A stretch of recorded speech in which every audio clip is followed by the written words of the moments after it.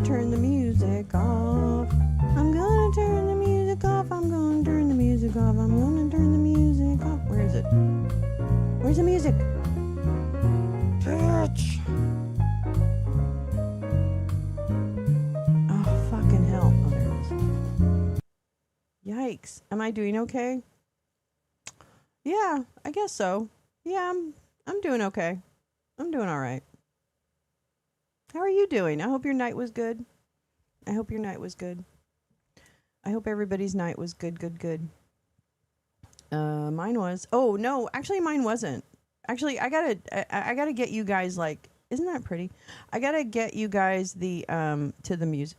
I know. Stop the music. Okay, let me get the thing set up because I'm already late. Oh, I did everything in a fucking box. Oh my god, I did some cleanup on aisle 7 this weekend. All right, let's get you guys to the. Get me to the SCOTUS on time. Here we go. Oh, it's not even started yet. Bastards. Okay, we have so much today. It's not even funny. I don't even want to talk about how not funny it is. Hold on, I gotta make sure everything's like quiet.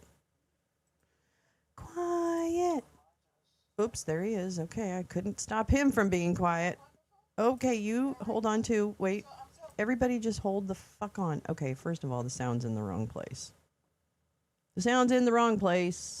Oh, you're getting over your cold? Oh, Neil, I'm sorry. There's a bad one going around. All right, let me do something that I should have done before the show started. Because of the wonderful things she does. There we go. All right, that should fix it, but who knows if it's going to fix it or if it's not going to fix it. Okay, stop. Hammer time. Okay, stop. I'm turning you down, Howard. Okay. Here we go. Hold on. Where is that? Yeah.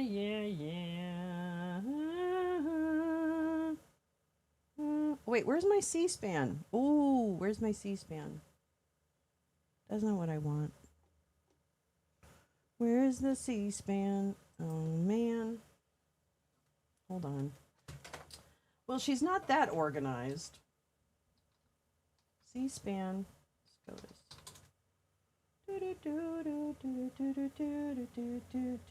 Come on, everybody cooperate today.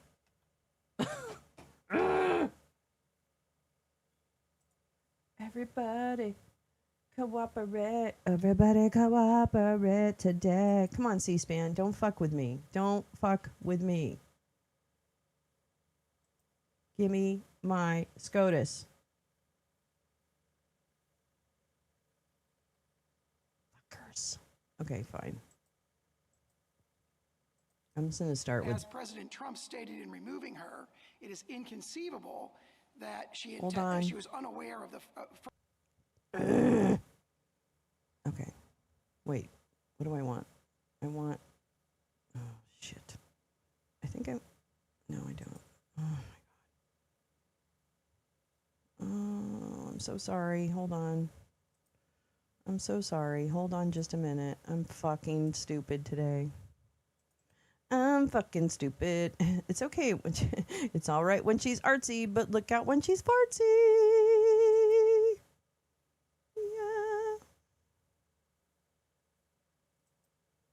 Yeah. I need a wireless mouse. I need to get that thing hooked up right now. Okay, wait, that, and hold on.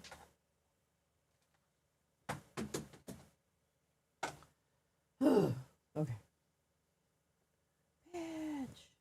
Okay, you're just not going to know who the people are. I'm so sorry about that, but that's just the way it has to be. Hold on. Oh, I'm so mad at myself. Okay, that's fine. Let's see if this works. First commitment when making the second. The fun time. Such behavior impugns Cook's conduct, fitness, ability, or competence to serve as a governor of the Federal Reserve. Bastard! The American people should not have their interest rates determined by some... Okay, hold on. Really sorry. Okay. Better than Sawyer. Well, someone who was, at best, grossly negligent in obtaining favorable interest rates for herself. Cook's conception of cause contradicts the term's longstanding meaning and overrides Congress's deliberate decision not to impose the inefficiency, neglect, or malfeasance standard here. Her claim that she has a property interest in her public office was roundly rejected by the founding generation as pernicious in a Republican system of government. Her claim that the statute grants her notice in a hearing contradicts this court's cases requiring very clear and explicit language to restrict the president's removal power. And any such process would be futile because for months she has never personally disputed the substantial truth of the material in question. Finally, the remedy she obtained, a preliminary injunction countermanding. She didn't dare give your stupid accusations any merit, so she didn't comment on them, and she's professional. But of course, in Sawyer's mind, that means she's guilty. Literally, that's what he's trying to argue in front of the Supreme Court of the United States. Yeah, I just needed to point that out. The president's decision and reinstating her to office violates longstanding principles of equity and was conspicuously non-existent in our nation's history from 1789 until 2025. I welcome the court's questions. General Sauer, this isn't central to the case, but it is an antecedent point. On what basis are we to conclude that the Federal Reserve is an executive branch agency, and hence that the president does have a removal authority? Justice Thomas, excellent question. I would say two things about that. The first one is, of course, that the Federal Reserve, there's an academic dispute about whether or not the Federal Reserve's open market operations constitute executive power or something else, essentially private conduct. However, Congress has, over the years, kind of packed on traditional executive powers on the Federal Reserve. So the Federal Reserve can issue regulations about reserve requirements in banks and even credit card fees and so forth. So even if the court were to think that some of what the Federal Reserve does isn't executive at all, certainly there are traditional executive powers at issue here, and therefore we contend that this, even though we haven't disputed the validity of the Article 2 removal restriction here, this case is not transparent to Article 2. And certainly there's a statutory authority that's very plain here because it says removable for cause by the president. So the statute is unambiguous, giving the president removal power, and we contend that at least there's what's kind of been packed onto the Federal Reserve over the years by Congress is clearly quintessential executive power. Now, we acknowledge what the court said in Wilcox, which is that it's a quasi-private, uniquely structured entity that stands in the distinct historical tradition of the first and second banks of the United States, and therefore we have not challenged the removal restriction in this case. Counsel, I want to, before we get back to the legal questions, I want to start with a little factual one. You began by talking about deceit. Is what you said after that apply in the case of an inadvertent mistake contradicted by other documents in the record? We would say yes. For example, the president's removal order says either this is deceit or at least it's gross negligence. And now, obviously, they've released a letter of counsel, not from Cook herself, 2 days before the close of briefing here, where they contended that it was an inadvertent notation. But of course, it's the sort of inadvertent notation that people could be indicted for, or at least the federal regulators have forced you to buy back your loans. It's a very significant representation that to the lender, this is going to be my principal residence, because obviously you get a better interest rate if that is in fact your principal residence. So it suffices from our perspective, and therefore there's really no material facts in dispute that the president determined that this is at least gross negligence. Even if it was inadvertent or mistake, it's quite a big mistake, so to speak, in a key financial representation made. Sir, Mr. Sawyer, have you met your client? I don't mean the United States of America. I realize on paper that's your client, but have you met your real client, Donald J. Dump, convicted of 34 separate financial crimes, actually convicted in a court? Oh, and let's just put the cherry on top. His fucking CFO, Alan Weinberg. Remember him? Weisselberg? I can't remember his name. Anyway, that's a problem, right? We can't remember his name, but you know who sat in Rikers Island for Donald Trump? because of his financial crimes? Oh, yeah. That was his fucking chief financial officer for decades. Alan Weisselberg, who refused to flip on Trump. So he sat his fucking old geriatric ass in Rikers for months because he refused to comply with the law. He cooked the books and he got caught. So instead of flipping on his boss, who told him to do all that shit, he took the heat. So it's really rich for me, for Sawyer to stand up there right now and claim that this mortgage situation between, her buying a home and then maybe it's used as a property for, like, I think her daughter or her niece or someone lived in it or something. Like, all of this has already been talked about. All of this has already been talked about. The case against Lisa Cook has been laid out and it's bullshit. Just like all the other ones. Okay? Just like all the other ones. So, yeah. Hi, gal. Yeah, so he can complain about Lisa Cook and her whatever mortgage thing, which wasn't an issue. There's no drama. Please tell me that this is as obvious as I think it is. But he is the one who is convicted of financial crimes. Convicted. Oh, nice. I like that, gal. And his fucking CFO sat in Rikers Island. I don't know if you know Rikers Island. I am familiar with Rikers Island, and I'm most definitely familiar with people who come out of Rikers Island because I interacted with quite a few of them. And I'm going to tell you, that's not an easy place to be.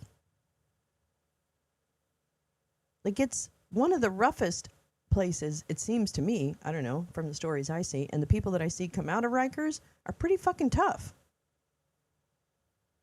So, I don't know. I think a softig 80-year-old man wouldn't do too well in Rikers, I would think. It would be hard on him. And yet he did it for his guy. So spare me the shock. Spare me the pearl clutching, Mr. Sawyer, General Sawyer. Oh, my God. That's the dumbest thing I've ever heard. Okay. Anyway, sorry. I'm going to stop.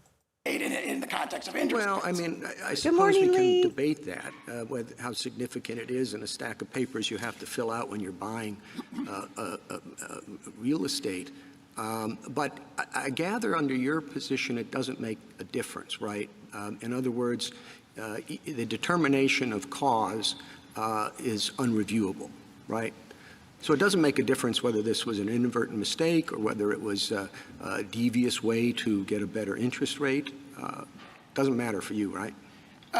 Let me put it this way. We would contend there's judicial review kind of at the outer perimeters of cause, whether that something goes to conduct, fitness, ability, or competence at all. But once you're within that, and we clearly are here, then there would be deference to the president. We derive that from at least three sources. First of all, the statutory language, cause without further qualification, is itself, in its plain language, a broad, conferral of authority on the president himself. Secondly, we think that places that within the line of cases going from Martin against Mott through Dalton against Specter and beyond Payne and so forth, where the president has broad discretion, and the court has consistently held in those cases where the president's granted this broad discretion, then that's not judicially reviewable. And there's statements to that effect, obviously, in Marbury itself, that they disregard pages 165 and 166 of Marbury.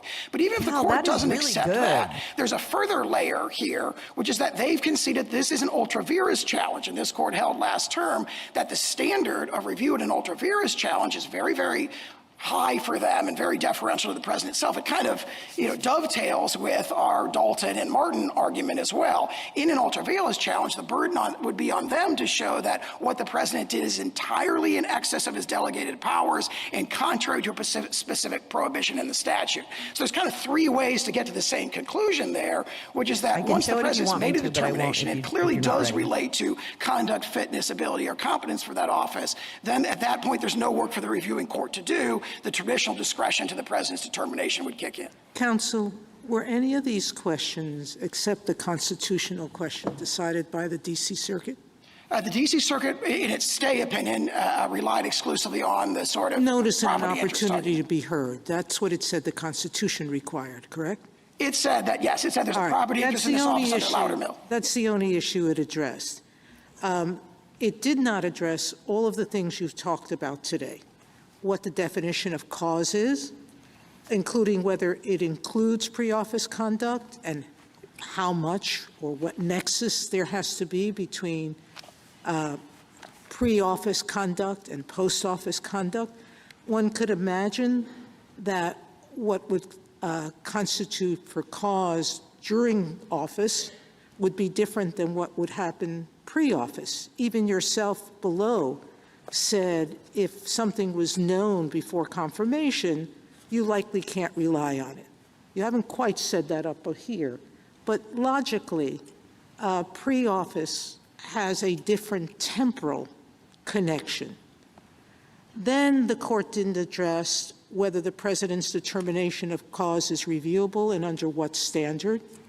Ultravirus seems to me to be whether or not another, and that's what all our cases have ever said about ultravirus situations, whether another entity, another adjudicatory entity, has jurisdiction or we do. And 3, whether Cook has a right to notice and hearing under the statute and what that means, and what remedy, if any, Cook can seek now or finally in the case. You ask us today in this emergency application to provide, to finally decide these issues.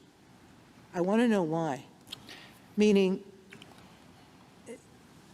the president, by your own admission, cannot fire someone for disagreeing with his policy choices. You've conceded that, correct? Correct. All right? So it's not as if keeping her is going to thwart any right. Excuse me, what? Did Sawyer just said that the president can't fire someone because the person disagrees with their policies? Wait, what? He's definitely done. What? What? They said they'd do that. What is going on here? They have literally said that. I'll find fucking 3 places they've said that so far. This is fucking ridiculous. He has to run the department, because he has none. He's conceded that. I'm so sorry. This is the firing of Lisa Cook, the federal governor. He wants to remove her because of some mortgage issue that she had. She got the primary home interest rate on a home that was not necessarily her primary home, although it was a primary home, but it was for someone else, like her niece or her daughter. I think her daughter. So there was nothing there. There's nothing there. He just wants to remove her as Fed governor because she's a problem, because she doesn't agree with him. So literally what Sawyer just said was a complete lie. That's exactly why she's being removed, so that somebody else can take her place that does what Trump wants when it comes to the Fed.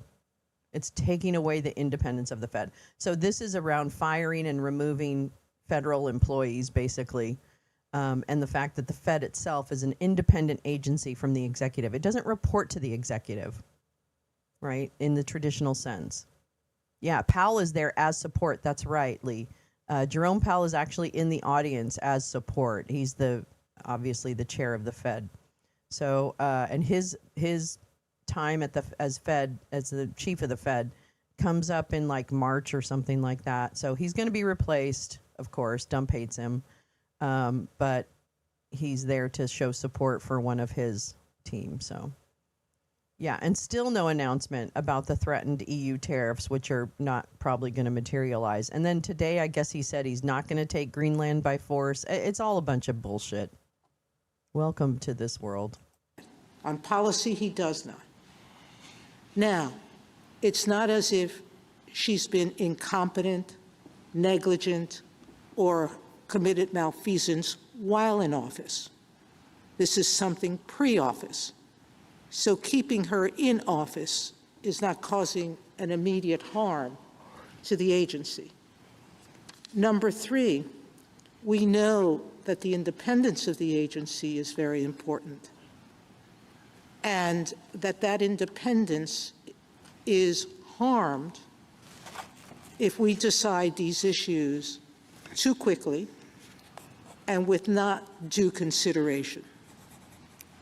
So waiting, to me, to have at least the lower courts look at these issues first makes the most sense to the public's confidence and to the world's confidence about the due process of law.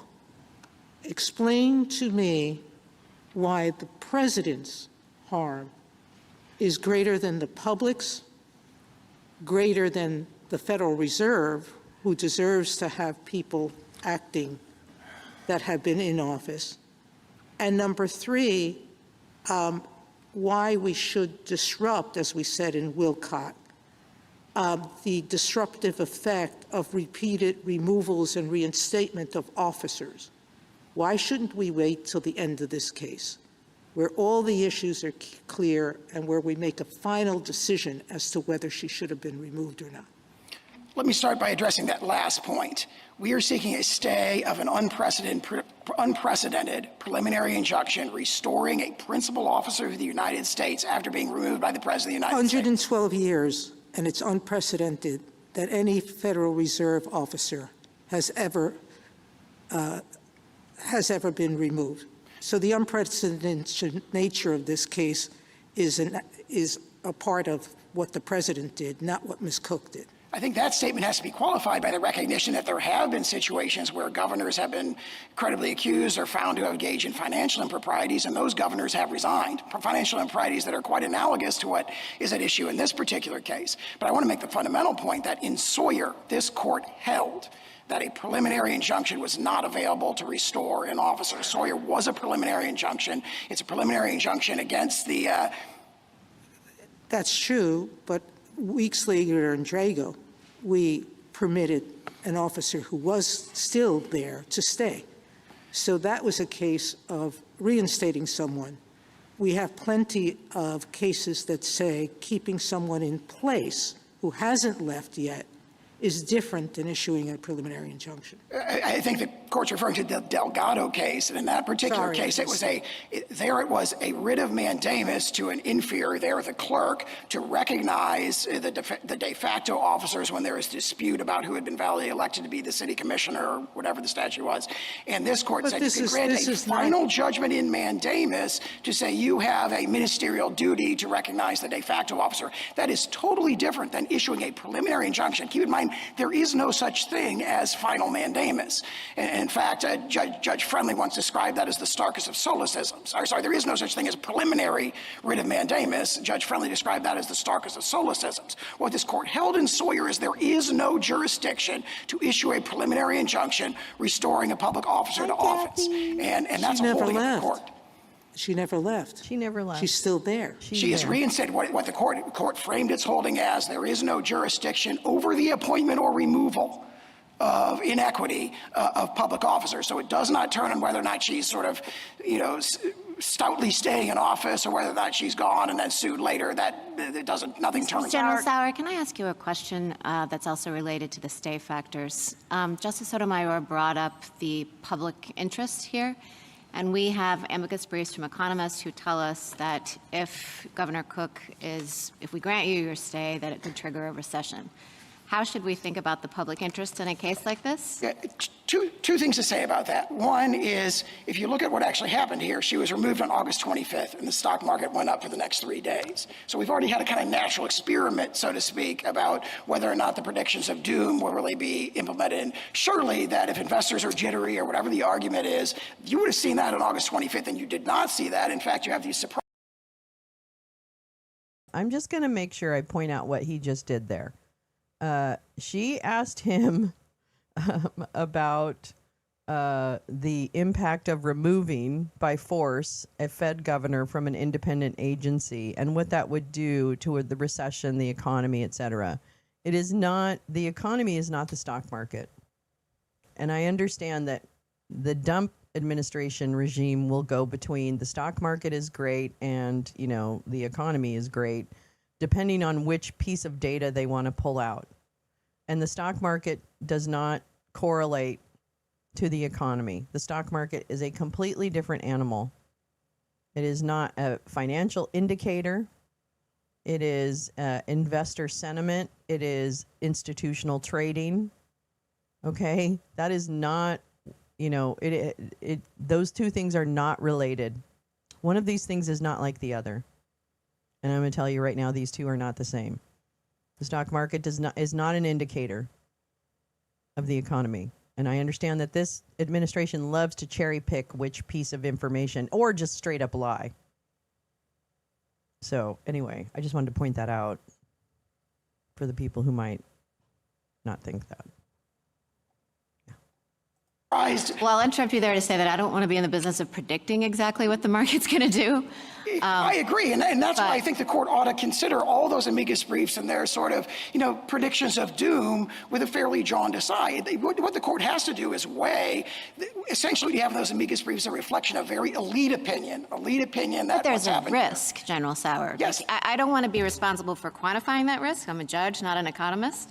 But if there is a risk, doesn't that counsel in the stay posture when the equities are at stake caution on our part? I think the court has to weigh that risk against the risk that there will be a permanent damage to the Federal Reserve's credibility from allowing an officer, a governor, to remain in office who's engaged in this kind of behavior before she gains Do office. we also engage in some weighing of our own about how serious we think the misbehavior was in the stay posture? And I'm not talking about once the case was here on the merits, but if she were accused of murder or something like that, if we're talking about something that was really an infamous crime, should we take the nature of the crime into account in the stay posture in the weighing of the equities? I think what the court ought to take into account is the close nexus between the conduct at issue here and the duties of this incredibly powerful position that has sweeping, powerful authority over the entire United States economy. The governor set interest rates for ordinary Americans all across the country. And here, there's the appearance of having played fast and loose, or at least been grossly negligent in getting favorable interest rates for herself. So it's appropriate What's the to message take to notice. ordinary Americans that comes out of that is the question for the court. What did he just say? Okay, wait. Am I understanding him to say that she manipulated interest rates to get a better interest rate on this? Wait a minute. But she did this before she was a Fed governor. So how did she manipulate interest rates? Did she do anything after that took advantage of it? That's a long game. I'm going to become a Fed governor, be one of 12 Fed governors, okay? Do we understand how the Fed works? Do we understand how the Fed works? Do we? I don't think we do. The Fed, okay, I don't even understand how the Fed works, but here's what I do know. That there's like 12 governors, okay? It's like spread across the United States. They represent different markets and things like that. They are the ones who come together with Jerome Powell to discuss what the financial picture may look like and whether or not to raise or lower interest rates. Because what does Jerome Powell tell us? He has two mandates. Keep inflation in check and keep high employment. Those are the two missions of the Federal Reserve. Keep inflation in check and maximize employment. And those two things, when in balance, is what they're trying to achieve. And when they're, not, then they shift interest rates in order to stimulate blah, blah, blah, right? You're telling me that this woman became a Fed governor, one of 12. So she only gets a vote, okay? They get to vote on, they don't decide what interest rates are. They get to vote on what interest rates are. Okay? And then there's the decision. There's not one governor who says, "Oh, this is what we're going to do." So this is the lamest fucking excuse, and he should be so embarrassed that he's trying to argue this in front of the fucking Supreme Court of the United States. This is how far we've fallen. Kangaroo lawyers. Why stop protecting pedophiles, Todd? Wasn't it Todd Sawyer? Isn't that his name? Or John Sawyer? No, it's John Sawyer, isn't it? 12 governors, 9 justices, and a partridge in a pear tree. There we go. And how do you weigh that against the elite opinion that's reflected in the amicus briefs? Obviously, President Trump's voice speaks to that concern of ordinary Americans. I think with the balance of the equities, what the court ought to do is look at the merits, which are extremely strong for us, and then look at its traditional and can stay factors. The court says when the government is a party, the irreparable harm to the government merges with the public interest. And here we have traditional irreparable harms, injuries to the president's ability to remove a principal officer of the United States. When you look at, for example, the original evidence we've talked about in the decisions of 1789, when everybody said, or both camps were saying, of course the president can engage in suspensory removals, and we have a preliminary injunction that is conspicuously non-existent, in your words, in CASA, for 225 years of American history. That's how it should be balanced. General Sauer, excuse me. I guess I think you may have to be a little bit more specific with respect to the irreparable harm that you are alleging, because really, as Justice Barrett sort of indicated, we are in a stay posture here. So the question is, to what extent do we believe that the president or the public is harmed by allowing Ms. Cook to remain in her position for the pendency of this case? I'm not sure that we have evidence here that Ms. Cook is an immediate threat to the public, that she's been in this position for a long time. The kinds of things that you're pointing to, as Justice Sotomayor indicates, are not related to conduct while in office. So it would seem to me that on the stay factors, you would have to say more about the harm of leaving her there for the next however many months while this case is being litigated. We have a remedy here, which is a preliminary injunction. This court squarely held in Sawyer there was no jurisdiction to issue. Yeah, but I'm not talking about the court's power to do it. I'm talking about assuming we have the power for the moment. I appreciate that you say we don't, but assuming that we do, the question is, what is the harm of allowing that injunction to remain because she's in office now and would just continue?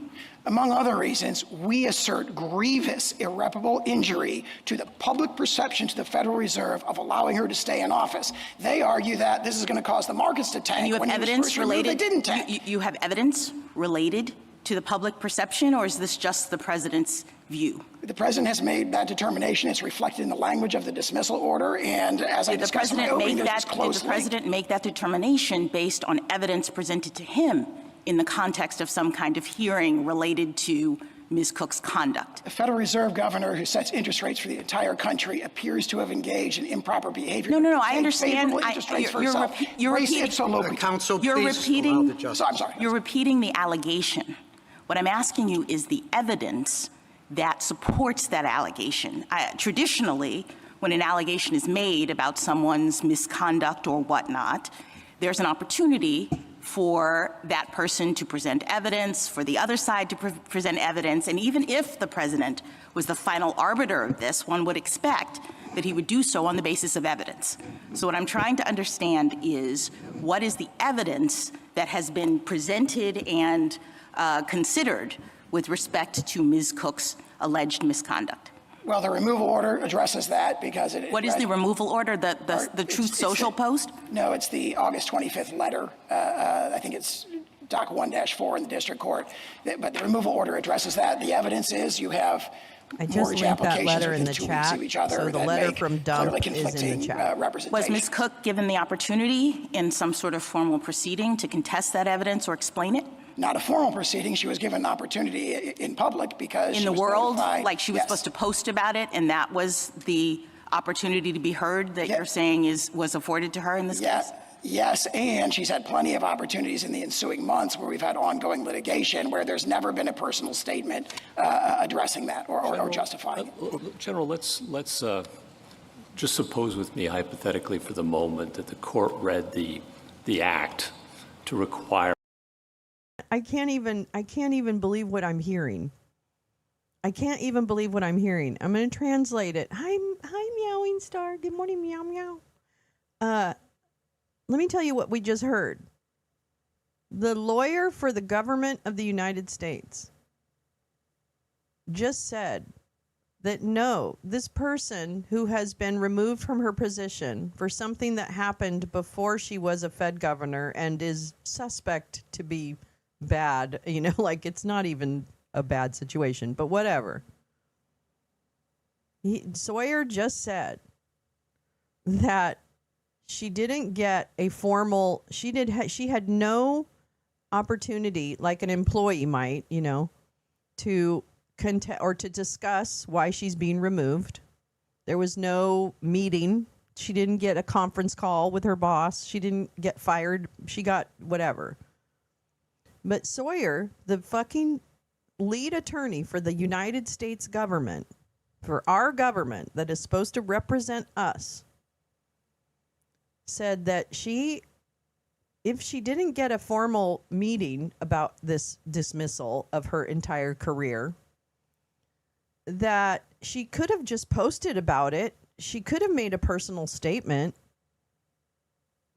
So he's using the fact that she's a professional, serious person who will not entertain and certainly won't litigate things on Twitter.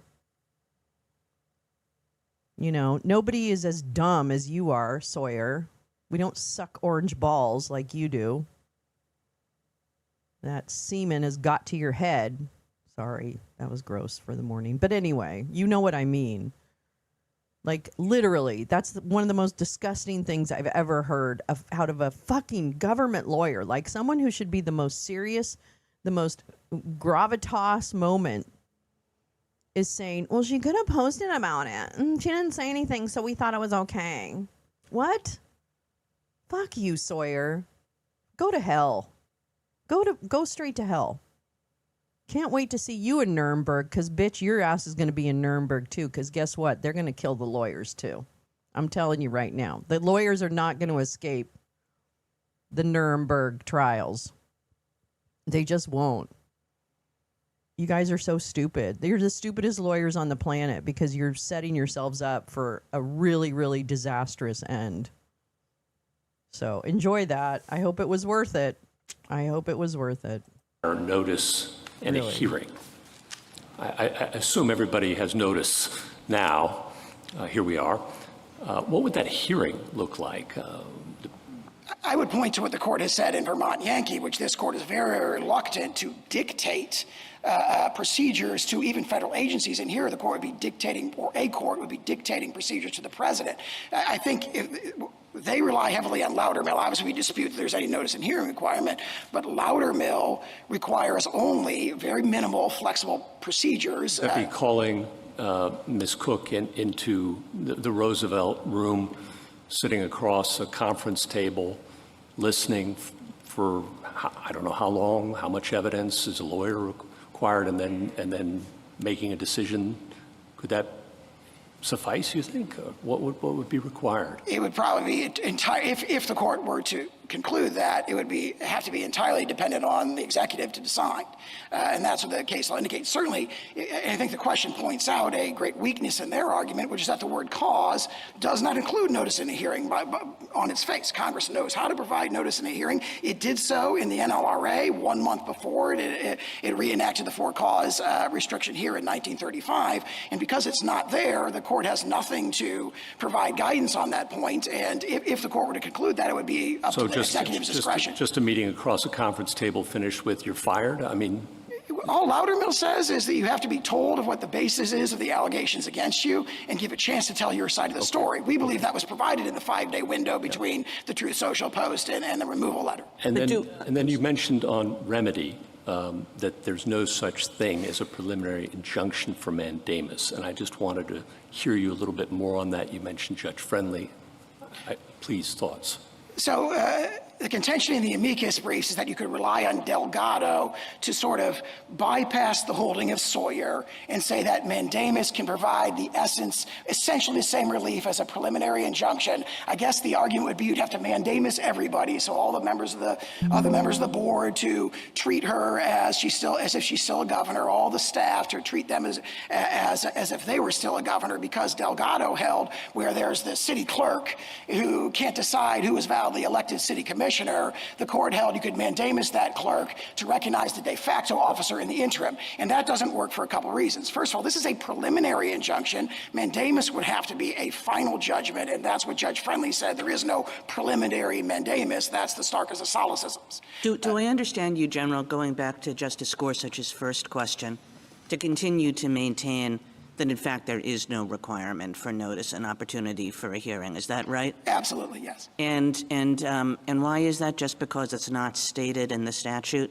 It's not stated explicitly in the statute, and Congress knows how to provide that because it did so a month earlier in a similar statute and has done so in many, many statutes. It doesn't do that. Yeah, I thought that with respect to the neglect and efficiency standard, you do recognize notice and a hearing for that, but not in this statute. Why the difference? Because neither is stated. Yeah, two reasons. In both Shurtleff and Reagan, this court expressly recognized that that phrase INM or specified causes would bring with it notice and a hearing. And that's part of the court's holding in Shurtleff, as I read it, because there it was an INM standard, right. And there's a removal with no notice or hearing, and the court held, well, clearly this wasn't for INM because it was notice and hearing. Your reasoning would be that that was a mistaken holding, because since it's not stated in the statute, there's no need for notice and hearing. Not exactly, because the old soil argument that we reject as to just simply cause is, we admit, much stronger when it comes to specified causes. So we don't think the court necessarily got it wrong in Reagan when it said specified causes mean that notice and hearing are provided, because the case law, it's the one point in which the sort of background case law does seem to be unanimous. On the other issues where they contended, the case law all goes in one direction. You have their own sources saying they're all over the map, they're directly contradictory. But the example, outcome of your position is that in this case, where you don't have the inefficiency neglect standard, the president need not provide any notice, the president need not provide any hearing, the president just really has to say, Ms. Cook, you're fired.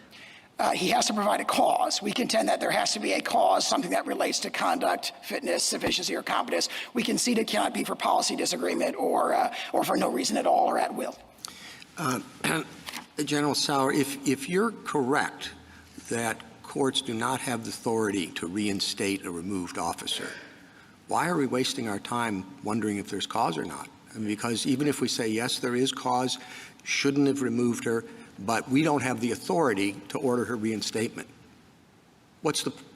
How is that consistent with the time and energy being spent on determining if there's cause?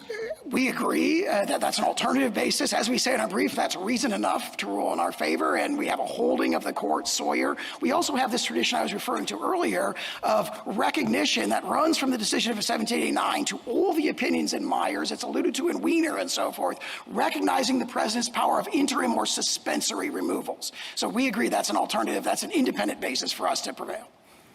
Well, it's an independent basis. I guess it's not independent in the sense that if that's right, the other one is irrelevant, right? It seems to me that if there is any level of cause, and you indicate that there is some level of cause, right, well, then you can't be right about the idea that courts can't order anybody who's been removed to be reinstated. There is a traditional remedy to reinstate, we don't dispute, there's a traditional remedy to reinstate wrongfully removed officers, which is mandamus.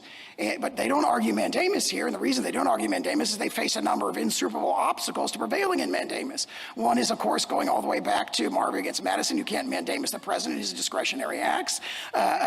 In addition to that, there is no preliminary writ of mandamus. So did he just say that the president, that she has to be given, that the law requires that she be given cause for being fired, but that the president can't be held to fulfilling that responsibility? Did he just say that? So he said the president has a responsibility. Yeah, wasting our time. That's right, Teresa. That's a good one. The president has a responsibility to provide cause for any person he fires. They just said that. In the same breath, he said, but really the president shouldn't be questioned on anything that he does because he has full discretion. So which one is it? Because it can't be both. That's not the way it works. That's just not the way it works. So, which one is it? Johnny come lately. Judge Friendly pointed out and the Seventh Circuit has held. In other words, and keep in mind that the standard in mandamus would be clear and indisputable right to relief. And in fact, this is an ultra vires challenge where the standard is exactly the opposite. So there is a circumstance in which a court can order the reinstatement of a wrongly removed officer. But there is a traditional remedy, mandamus. Here, obviously, it'd be quo warranto if there were two competing claimants, but where there's just the one, that would be mandamus. And they have not argued mandamus. They're trying to find their way around mandamus because the standards to prevail under mandamus are insuperable, and they clearly cannot meet them. But General, Thank you. I'm sorry. Justice Thomas? Justice Alito? Is there any reason why this whole matter had to be handled by everybody, by the executive branch, by the district court, by the D.C. Circuit in such a hurried manner? You began by laying out what you claim to be the factual basis for the for-cause removal, but no court has ever explored those facts. Are the mortgage applications even in the record in this case? I know that the text of the social media post that SB, how do you want screenshots me of to the write mortgage this? applications What am I supposed to write is down? in the record, but I don't recall if the paperwork itself is in the record, in the district court's record. So when this was before the executive branch, it was handled in a very cursory manner. The district court decided the case on the ground that for cause doesn't mean anything that happened before the person took office. And I'll question Mr. Clement about that when he stands up. The D.C. Circuit decided it on two grounds, the same as the district court, and that there's a property interest in holding the position of governor of the Federal Reserve Board. Am I right on that? Not exactly. The D.C. Circuit Stay Panel relied only on the property interest, did not rely on the pre-office misconduct, and that's insupportable. Well, did it not hold that that's what for cause means? My recollection is that the D.C. Circuit, the Garcia opinion in the D.C. Circuit relied solely on Loudermill and the due process property interest, which is baseless for the reasons we say. And that now the district court relied on the twin grounds, both that Loudermill rationale and also the. All right, I stand corrected on that. But those are the only two issues that were decided by the lower courts. That's correct. Justice Sotomayor? I have a couple of follow-ups on Reagan and Shurtleff. You're relying on those two cases for your proposition that cause could be whatever the person, the authority decides. But Reagan and Shurtleff were very careful in holding that the only reason that was true was because there would be life tenure involved otherwise. It was very careful to distinguish its holding from cases in which there were a tenured position and there was a for-cause provision. So you're extrapolating, correct? I disagree with that. We read Reagan differently. If you have those two key paragraphs, we can in both Reagan, look at it. Don't talk about fixed term at that point. I think but the court recognized the rule, and I'm quoting from the case, quote, where causes of removal are specified by statute, as also where the term of office is for a fixed period, notice and hearing are essential. Here, you need for cause, and there's a fixed period of tenure. And Reagan very clearly said notice and hearing are required. So if I move on from that, I go back to Justice Alito's question of you. I thought, and the Chiefs, I thought there was a factual dispute.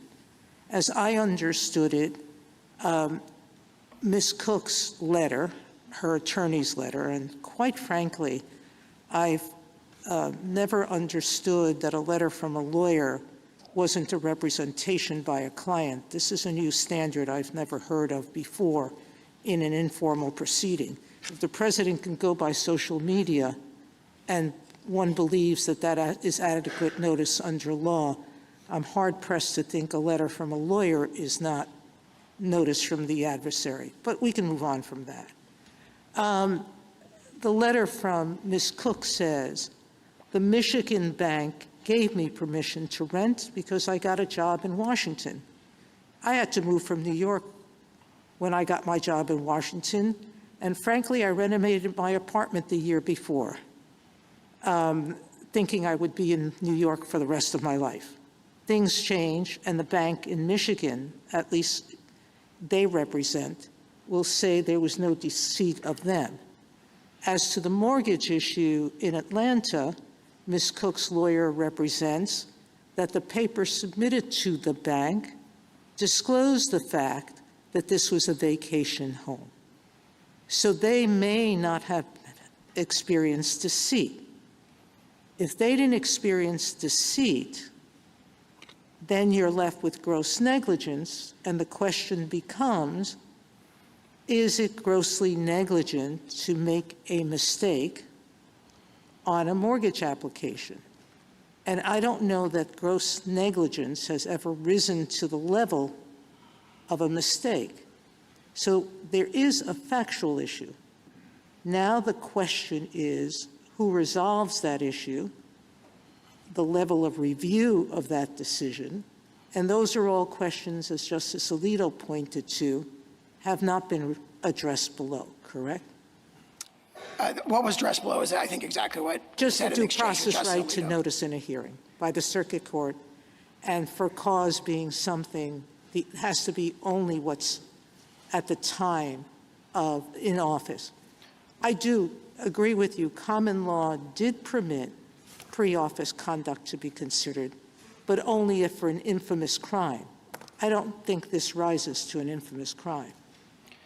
If I could say two things about that. First, on the narrow point about whether or not a letter of counsel can create a factual dispute in this context, that's the holding of this court in Codd against Velger, where the court said that suggestions of counsel are not enough. It's the party who has to do it. So there were representations of counsel there, and the court held that that wasn't That's enough in to a create legal factual. proceeding. This is an informal proceeding.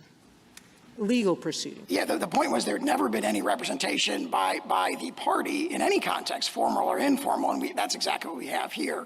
That's the one point. I can't remember the second point I was going to make in response to that. Thank you.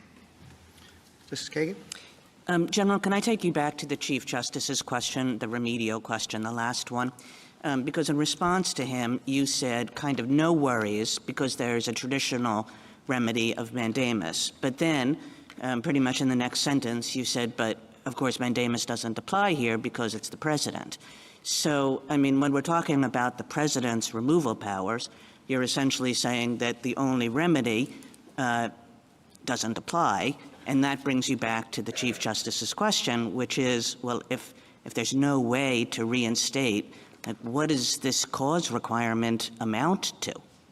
Well, Congress adopted a policy choice to impose on the president a cause requirement and not an I&M requirement. And as Justice Alito pointed out in the CFPB funding case, this was a hard-fought compromise. No, but I between think two there's influential some camps. kind of cause. It doesn't have to be inefficiency, neglect, malfeasance. But there is some kind of cause that's necessary. You said that yourself in response to my last question, that the president has to state a cause.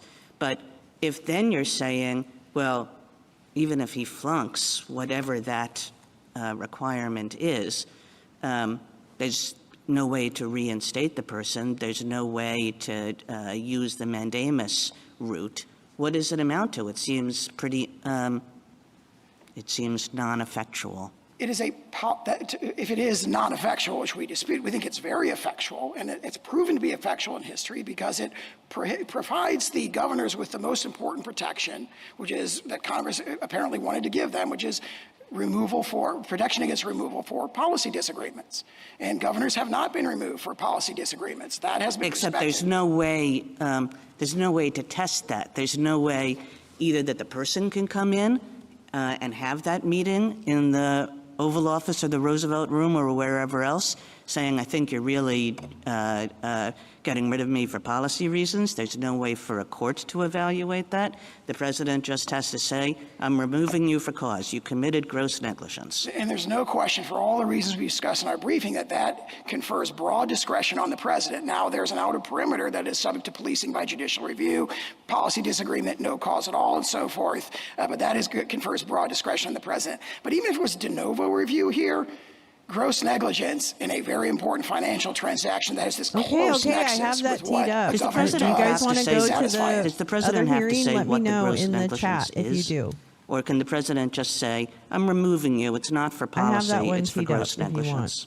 So we have, I think, conceded in the briefing that that sort of determination would be subject to judicial review because he hasn't specified the cause. Now, the case law, that's a borderline case. The case law goes in different directions on that. Garland, one of the cases that we cited in our brief, kind of goes the other way in a way that'd be stronger for us, but we haven't disputed that in this case, that if there was no cause provided at all, then that would be subject to judicial review and likely an invalid removal.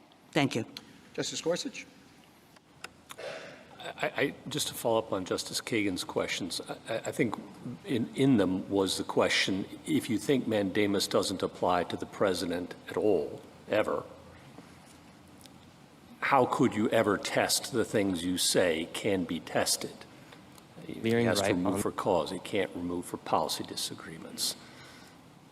That might be one. The president says, I remove you for policy disagreements. He's open about it, let's say. Could happen. You would say still mandamus is not available, I think, wouldn't you?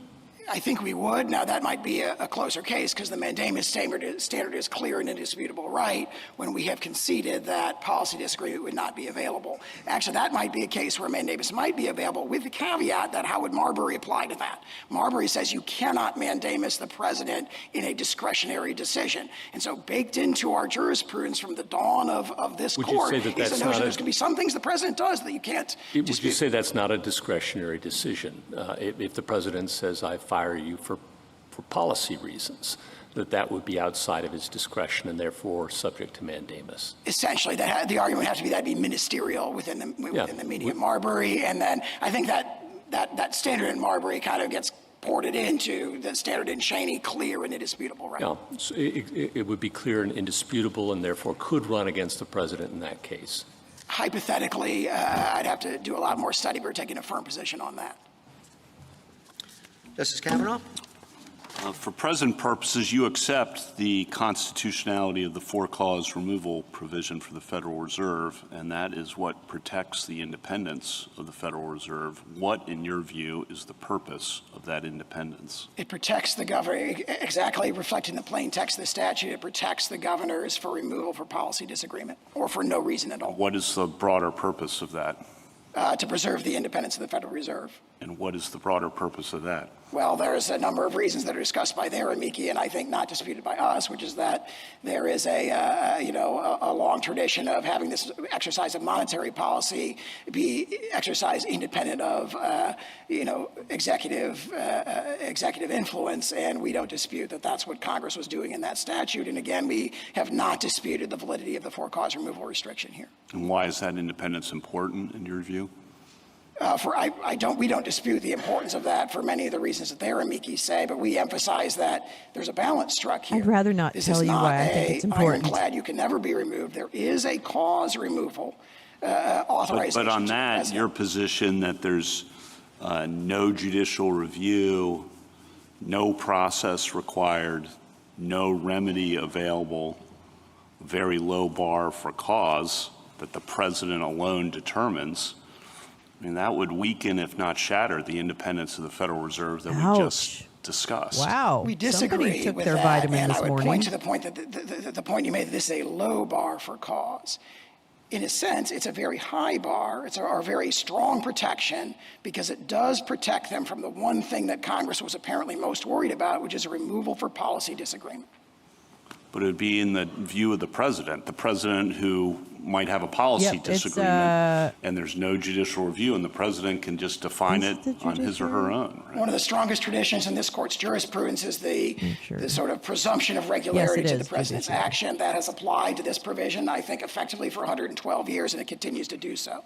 Let's talk about the real-world downstream effects of this, because if this were set as a precedent, it seems to me, just thinking big picture, what goes around comes around. All the current president's appointees would likely be removed for cause on January 20th, 2029, if there's a Democratic president, or January 20th, 2033. And then we're really at will removal. So what are we doing here? What is, we started, that's why I started with what's the purpose of the independence and the for-cause removal. If we accept all these, no procedure, no judicial review, no remedy, that's what's going to happen, I think. And then where are we? So do you dispute that is, the real world effect? I cannot predict what future presidents may or may not do, but the argument strikes me as well, a history is a pretty argument. good guide. Once these tools are unleashed, they are used by both sides, and usually more the second time around. And I think that's what we have to make sure we're. Again, that can't drive the decision necessarily. We have to be aware of what we're doing and the consequences of your position for the structure of the government. 2 points there. I dispute the characterization that these tools have been unleashed. The president has always had this tool to remove governors for financial improprieties. Now, the history is, including twice in the last 4 years, governors who have been credibly accused of financial improprieties have resigned. They haven't forced the president to remove them.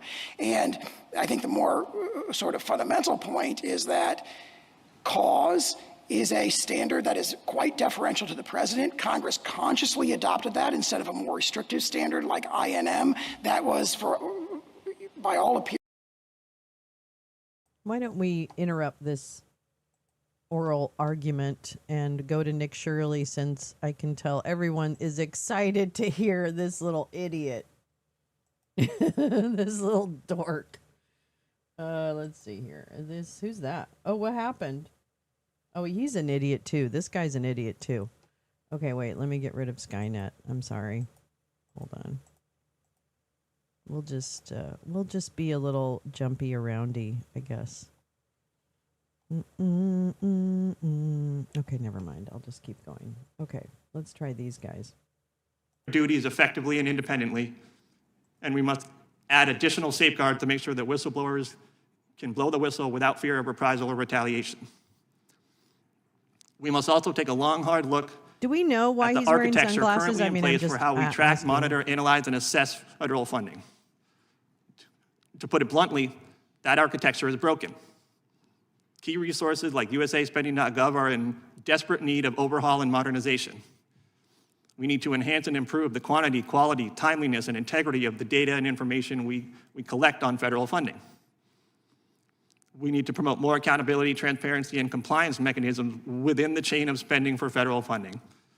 If we don't do this, we will never have a good grasp on where funding is going, where it's ending up, who is being helped by it, who is being missed by it, and what the ultimate impact is. Lastly, we must enact robust reforms and vigorous enforcement to crack down on corruption, cronyism, and conflicts of interest, which turbocharge waste, fraud, and abuse in the federal government. The presidential pardon is an acute example of this, with each of the last two administrations using the pardon power inappropriately to pardon convicted fraudsters. We must also promote reforms to crack down on the revolving door between agencies and industries. What an unfortunate name. And to head off pay-to-play politics, all of which distort and corrupt decisions like the. Okay, you don't know what you're Just talking tip about. that So I'm moving on. so everybody will know that as well. So, Mr. Shirley, you're recognized for your opening statement. Awesome. I'm here today to speak on behalf of all hardworking, law-abiding, tax-paying citizens here inside of the United States.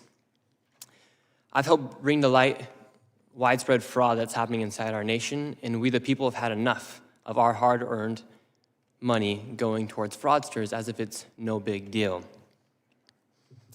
As I speak here, I want to ask everyone a question. How much do we trust when we pay our taxes it's going to benefit our nation? People erupted during the Boston Tea Party over just a few percentages as they believed they were being taxed without representation. Nowadays, we have the representation, but do we trust our representatives? My name is Nick Shirley, and I made a 41-minute video that I posted on platforms like X and YouTube. My video received over 100 million views, and it created instant change within our government.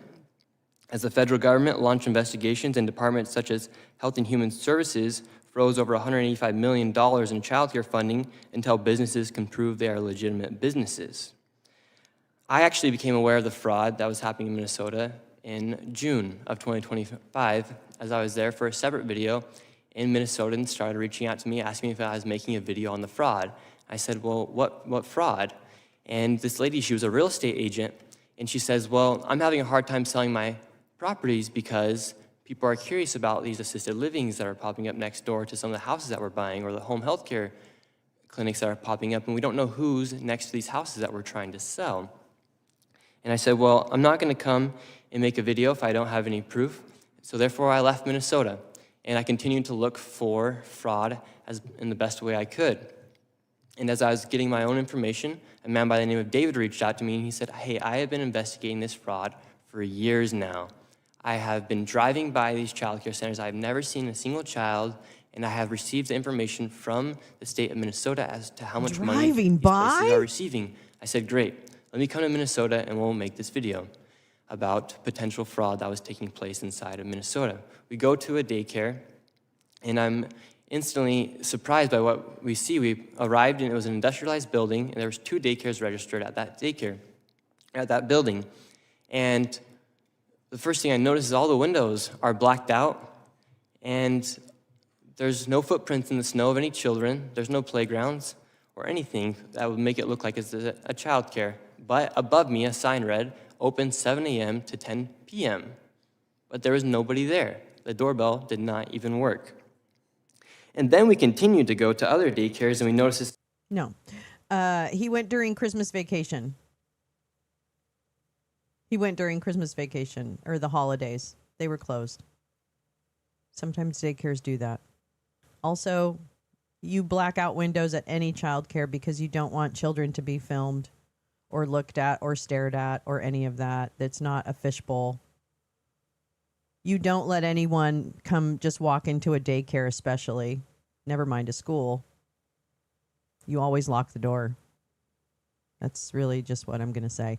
And then the other thing I'm going to say is that this fraud issue has been a complex set of cases that started, I think, in 2018. And Ilhan Omar has spoken out since that time, by the way, when it started, against the fraudulent activities. Walls investigated it. I mean, it's been ongoing investigation. So it's just kind of ridiculous. And yeah, boy, let's stop all the fraud. Great idea. But this kid is not doing it. He is an idiot, and he lies, and he gets caught in his lies. And he started out as a prankster on the internet. And his big claim to fame was that at 16 or something like that, he flew to New York without his parents' permission and blah, blah, blah. He's literally a fucking joke. He's a fucking little Nazi joke. That's all he is. Useless. He'll be gone, and by the end of this spring, we're never going to hear from him again because he's just going to dissipate into the ether with all the other mediocre white boys. Sorry, that's the way it works. I don't make the rules. Same pattern. No children, blacked out windows, and one daycare, a learning center, spelled Quality Learning Center instead of Quality Learning Center. They had received $1.9 million, yet with that $1.9 million, they could not even spell Over what learning time right on period their did sign. they receive that? From where? Governor How did Walz they, has what? said he's been fighting All those fraud in are- Minnesota since 2009. All of those grants, I'm going to tell you again. I'm going to tell you right again. All the grant money that goes out to any organization is required to provide reporting on how they use their money. You can't get around it. Okay? So it's just stupid. And it's clearly people that don't understand how life works. This is Dunning-Kruger in the flesh. Good morning, Jay. 19 and said the buck stops with him. However, how long would it take for you to notice $1 million leaving your bank account and not knowing where it's going? That's essentially what had been happening in Minnesota for years, as billions of dollars had been misplaced. And meanwhile, while people like Governor Tim Walz call people like me a white supremacist, delusional conspiracy theorist, he actually decided to drop out of re-election because I believe of how deep and extensive this fraud No, Mr. Nazi, that's not why he did it. So Tim Walz made the very adult decision to not seek re-election because he knows exactly what was going to happen. And it was more important to him that Minnesotans had an opportunity to vote for their next governor without this distraction of this little pissant and all the nonsense that he stirred up, which is all based on lies and half-truths and fabrications and whatever. So Tim Walz actually did what is very difficult for someone to do, and that's just to step aside because Tim Walz realizes that it doesn't even matter what is true. It doesn't even matter what is actually true. What matters is the narrative that these motherfuckers are determined to get out there. Why? Because Minnesota is blue. Yeah, it's really that simple. It's kind of funny. Minnesota is blue and they want it to be red. They want to eliminate the swing state kind of bullshit. So they're trying to force the issue. Don't get it twisted. You can hate Tim Walz. I don't give a shit. But I'm telling you right now, this is about maligning Democratic leadership in Minnesota so that you can shit on them, because that's the only way that they win, is to cheat. Because if you actually follow this regime and their litigations, they fail almost all the time. They fail almost all of the time. That doesn't usually happen with the government. They don't usually have such a high failure rate. But they're being laughed out of court because they're incompetent. So this is bullshit. He's a freelancer. I see a blue state and I want to turn it red. Oh,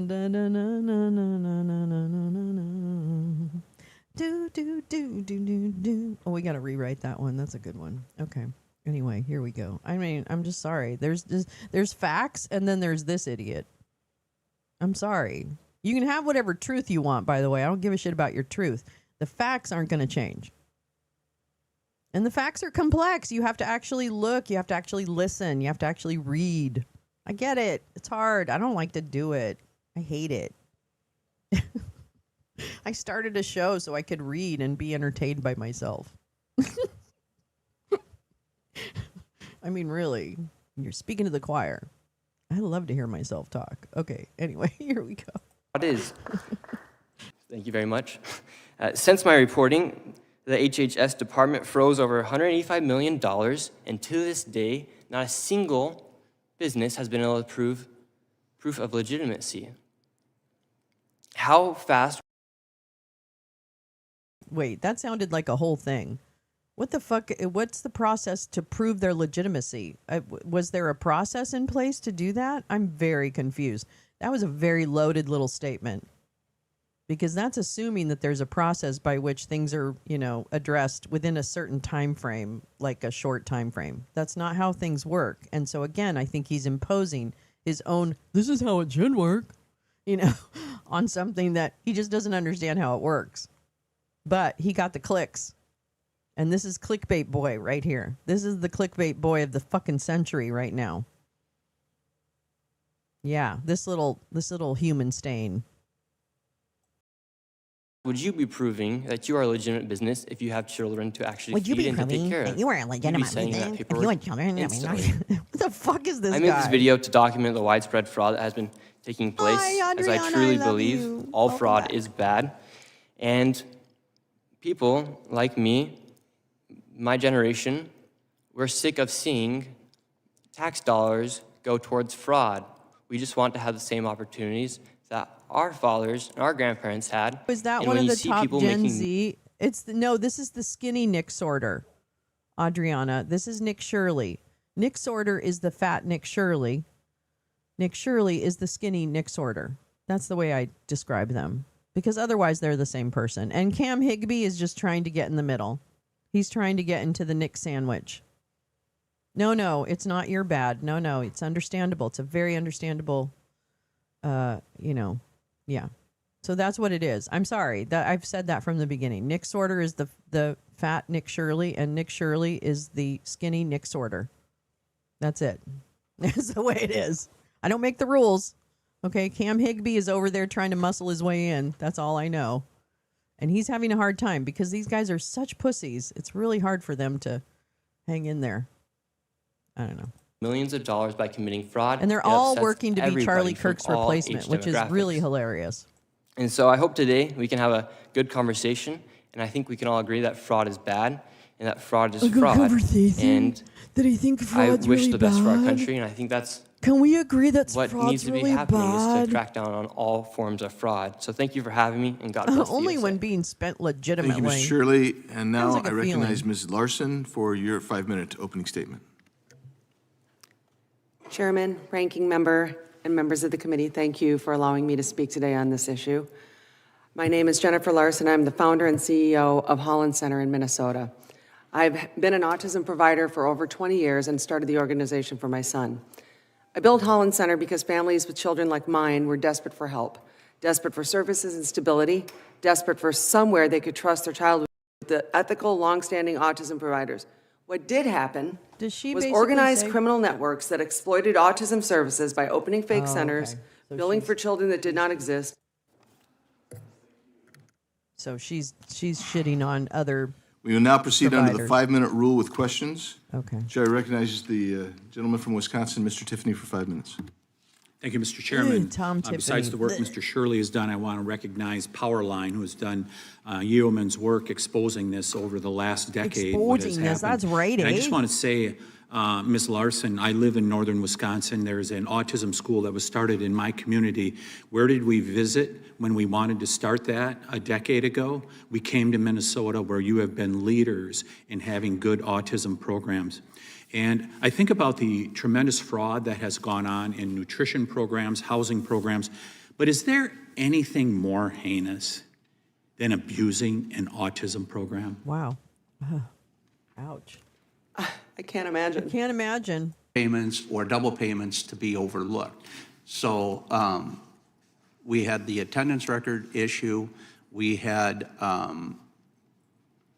the fact that there was no way to verify who was signing the children in and out, no way to verify what times those children were signed in and out. Could I do a follow-up here? In Wisconsin, we learned this month that Ibrahimia Diop, a Minneapolis school finance boss, placed on leave for failing to submit required financial paperwork with the Minneapolis School District and for signing questionable contracts linked to the Somali fraud scandal, was hired by the Milwaukee Public School System as a deputy superintendent at a salary of $240,000 a year. Do you think it wise? Might that be a warning sign that this person was involved, may have been? Wow, we're going deep. We're stretching it. Okay, yep, you're right. There are people involved in all kinds of things that they have nefarious objectives. It's so true. And then you also have a lot of schools and school districts that hire people without doing the right background checks. That happens too. And there could be some kind of like collusion or whatever. All of that can be and probably has been part of the ongoing investigations into all of these separate incidents, which, by the way, I want to remind everybody that the woman at the head of some of this large daycare scandal is white. She's not Somali. Yeah. When does Congress get involved in criminal investigations? I mean, I know the FBI is inept. Don't get me wrong, but anyway, we're going to speed through some of this nonsense because it's just not helpful to give it any air. Oh boy, there. Oh, Jamie Raskin. Okay, now I'm talking. Now we're talking. Minnesota. As they say in Minneapolis. Isn't it possible that this is happening everywhere, Yes, I believe it is. Mr. Chairman?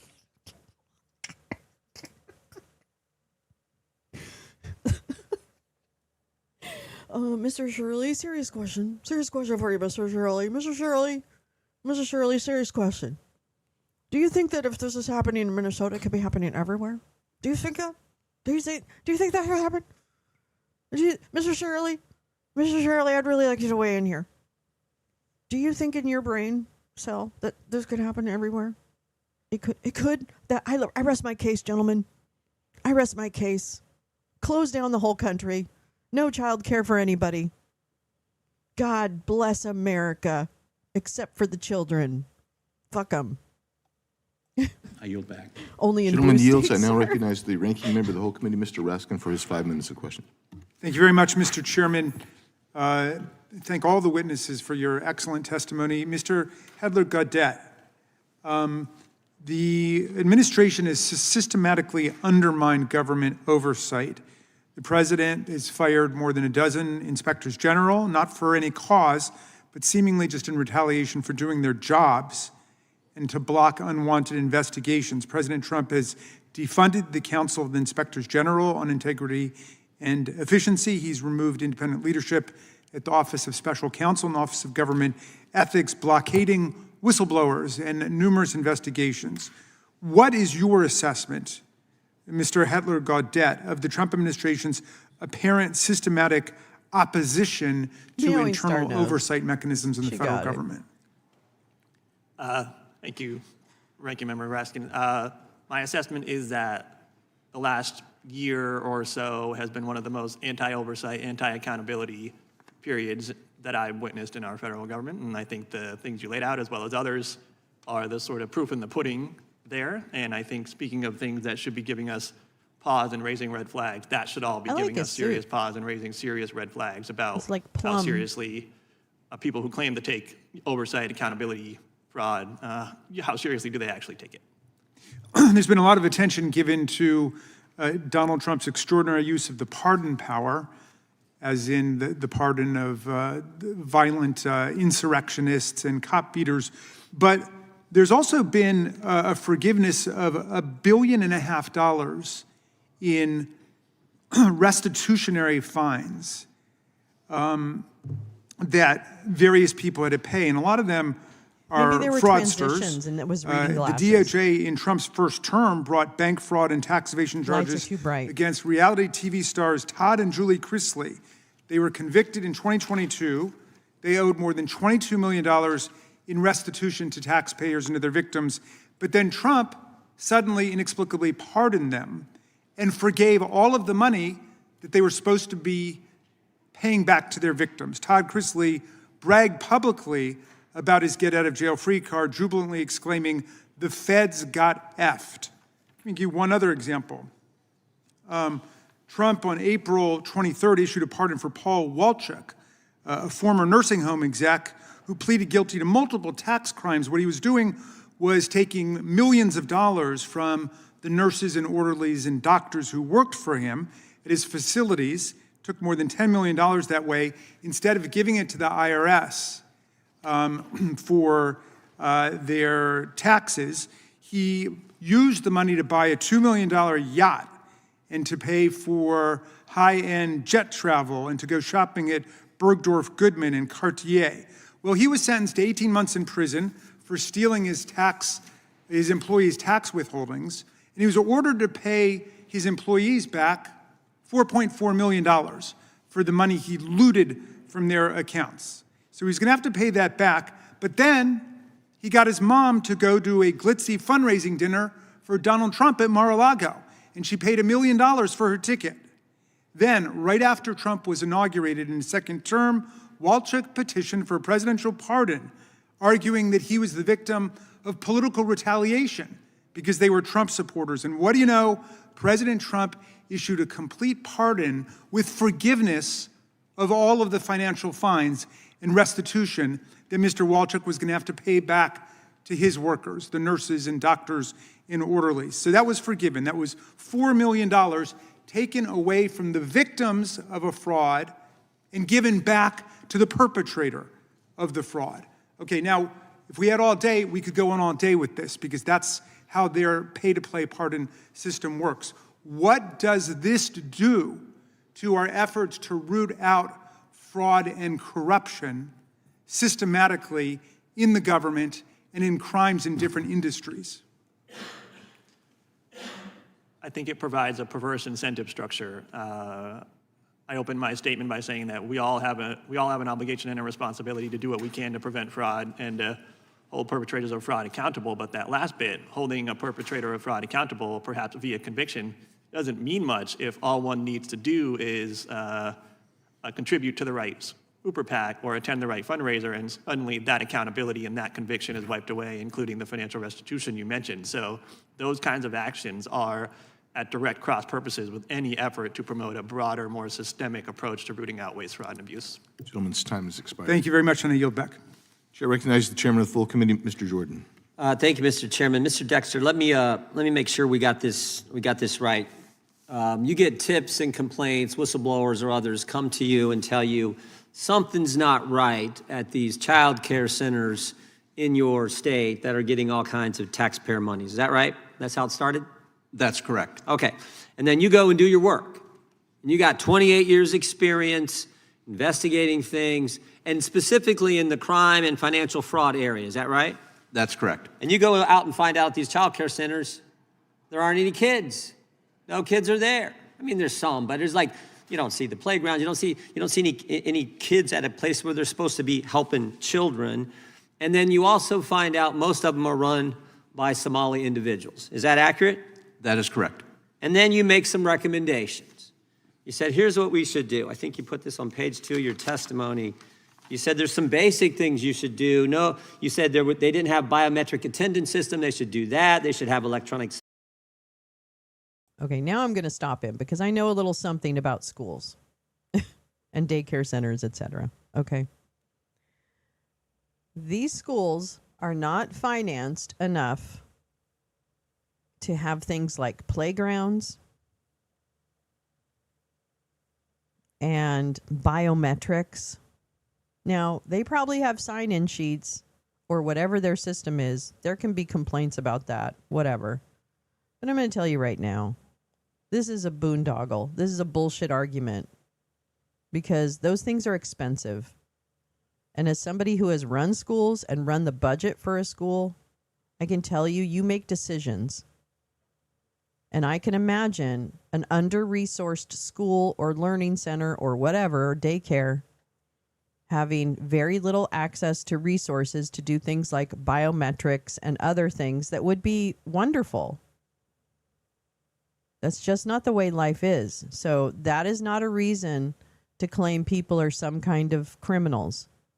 So I really need people who are thinking that there's fraud and, there's trouble. It begins with T and it rhymes with P and it stands for pussy, like this guy.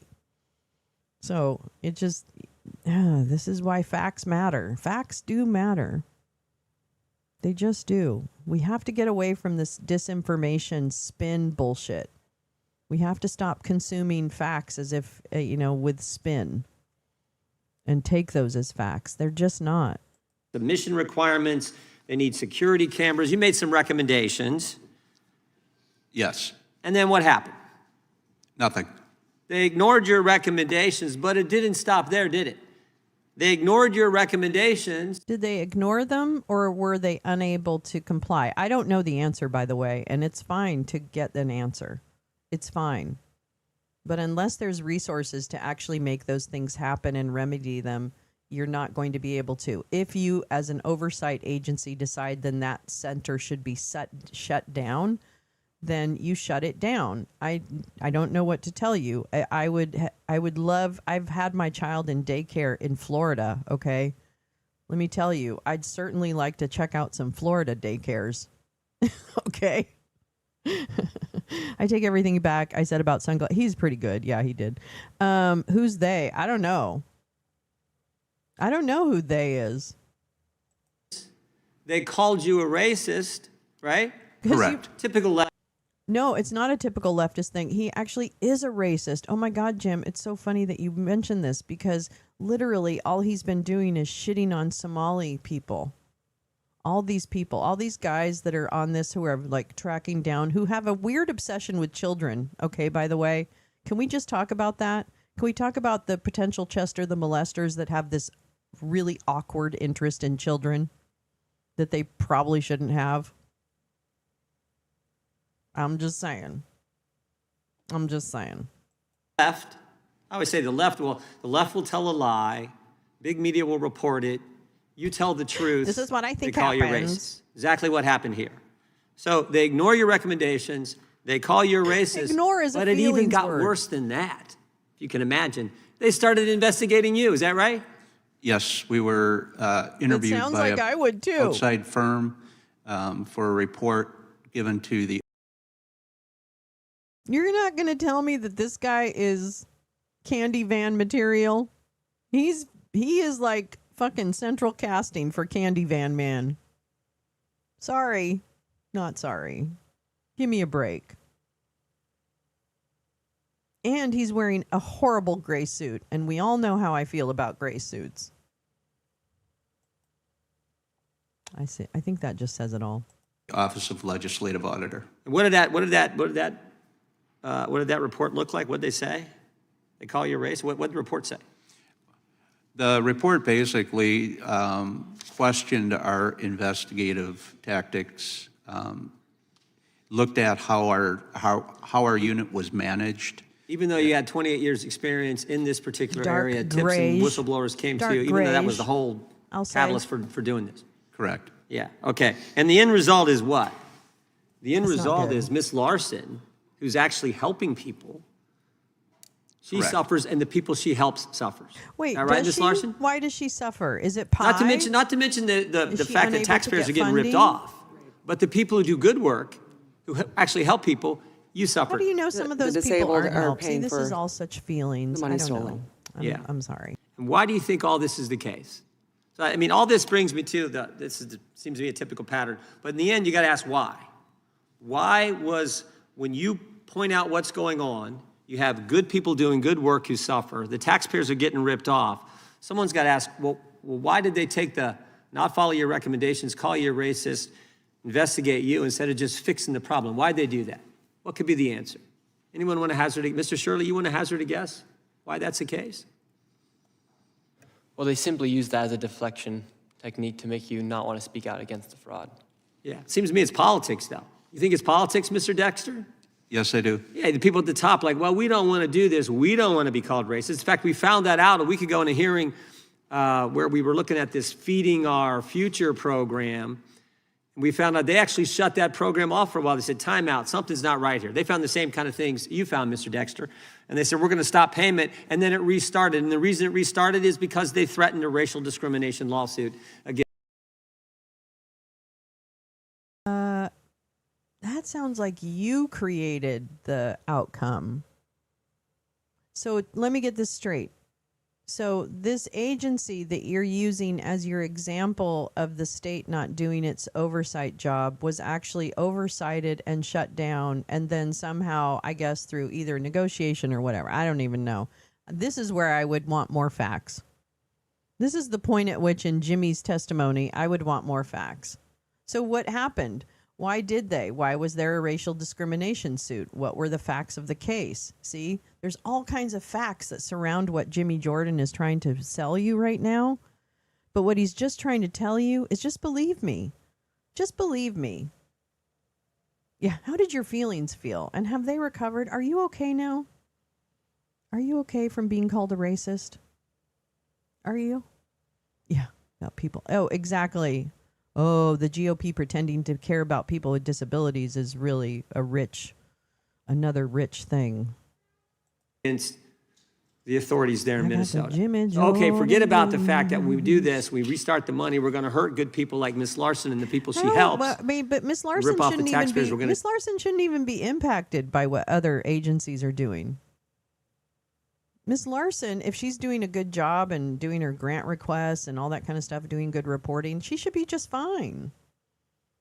I don't see where Miss Larson is harmed at all, frankly. It's like irrelevant. This happened across town. How did you feel about it? I wasn't there. I don't feel any way about it.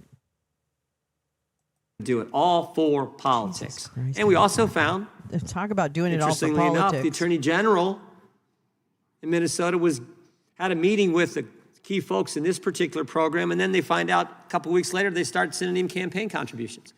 I think it's politics. I think it's politics driving it all. And that's why it's appropriate we're investigating here at the congressional level. Let's look at That's your why it's campaign appropriate the Department of contributions, Jimmy. Justice has put in place a Wept. specific individual to focus on this, not only in Minnesota, but around the country. I talk too much. Anyone else want to? So I'll give you, He has Mr. Shirley, nothing. Ms. Larson, a You chance can to say keep anything talking, if you want. Jimmy, If but not, nobody understands I'll what you're yield talking 28 about. seconds to our chairman. I yield 20 seconds, remaining my time to the chairman. Thank you. Boy, he hates to do that. So, Mr. Hedler-Gaudette, would it surprise you that Joe Biden Would it surprise you that issued, Joe Biden, who's pardons president, to wait a minute, someone named Crundell, who had the largest municipal fraud in the country's history and had a restitution amount of $53.7 million that was never paid following the commutation? Would that surprise you, sir? That would not surprise me. And actually, in my written statement, I outline how pardons under the last administration, the Biden administration, they also fall into the same pattern of pardoning convicted fraudsters. So I'm in agreement with you there. Yeah, thank you. And without objection, that time's expired, so without objection, Mr. Klein will be permitted to participate in today's hearing for the purpose of questioning the witness if a member yields him time for that purpose. And now we're going to go to Mr. Moore from Alabama. Thank you, Mr. Chairman. All this talk about pardons and the ultimate footprints in the snow, but how is it that in Minneapolis we think are fraudulent right now? Mr. Shirley, any idea? Are they find a child Not cooperative.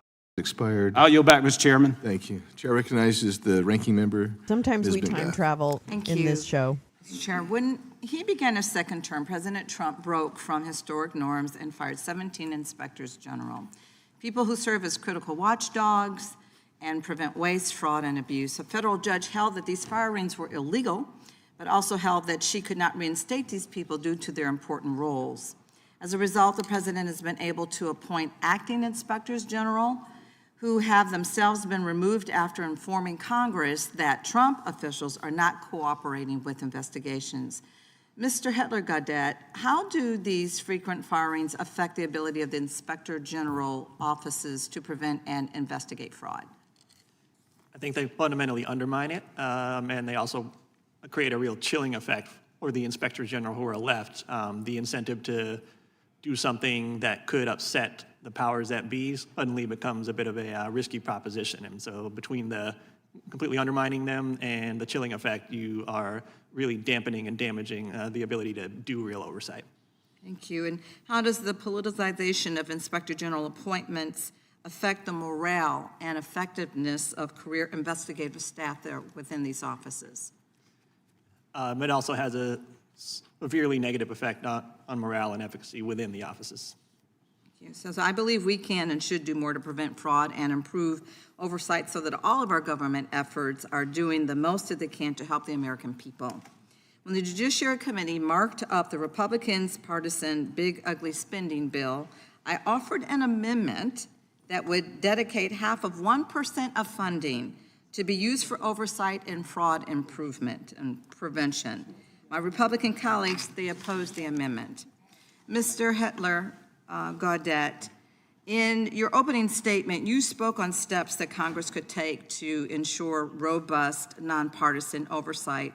The Project on Government Oversight recently published an article, 7 Ways Congress Should Sharpen Its Oversight in 2026. Asking this. Without objection. Thank you, thank you. Is there anything else that you want to highlight from those recommendations?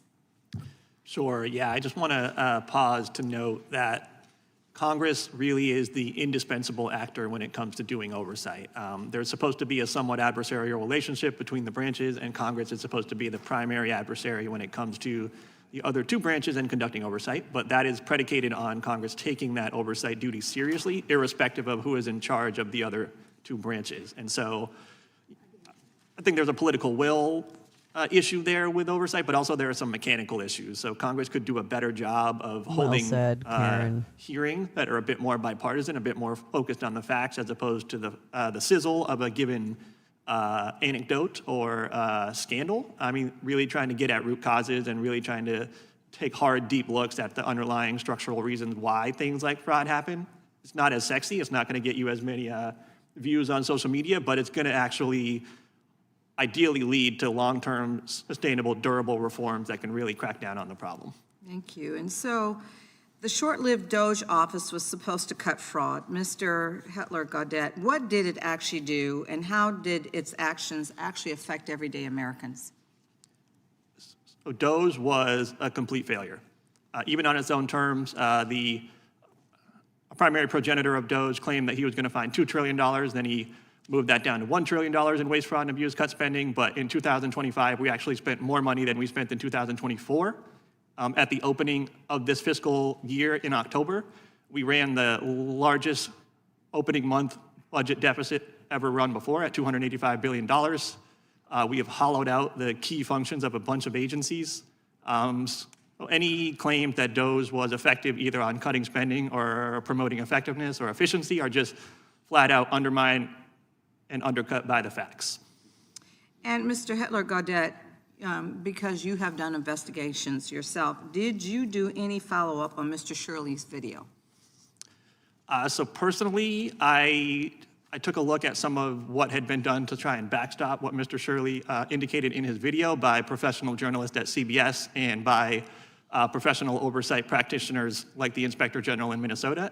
And as it turns out, they had a difficult time substantiating what Mr. Shirley was claiming to be true in his video. And in fact, they found countervailing evidence, including having been provided security footage by one of those daycares of children being dropped off the very day that Mr. Shirley was supposedly there. I have that story pulled up, Max. I think in my view, I would have to, I think I'd err on the side of believing the professional journalist at CBS and the professional oversight practitioners at the Inspector General office. Thank you. I'm out of time. I yield. Chair recognizes the gentlelady from Florida, Ms. Lee. Thank you, Mr. Chairman. And so on that note, I think it's important that we return to a discussion of how these investigations were conducted and the type of evidence that led to the discovery of this massive fraud. One thing that is clear based on the testimony today is that this is not just a Minnesota problem. This is a warning sign for every state that it is administering large-scale programs. And so the way that your video was able to Week. So on Sunday night, I'll know if I get any money. I haven't been paid a dime. All my claims have been held. So I'm preparing to.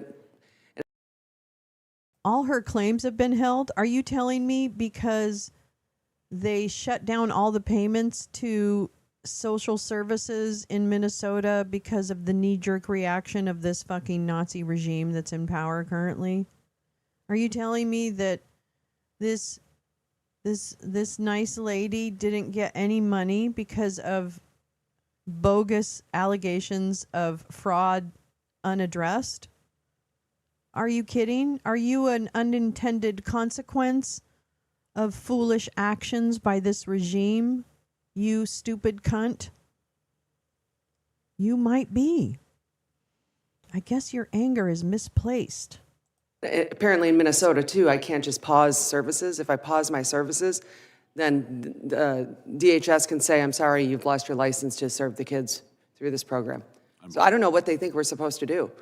Well, Yeah. they're Again, you're thank you supposed for to being insist here. that they don't do this I bogus appreciate all kind the of testimony. knee-jerk Sorry I didn't get to reaction, everybody stupid. else. There's a lot of questions, Mr. Chairman. I yield back. Thank Gentleman yields. I recognize the gentleman from California, Mr. Kiley.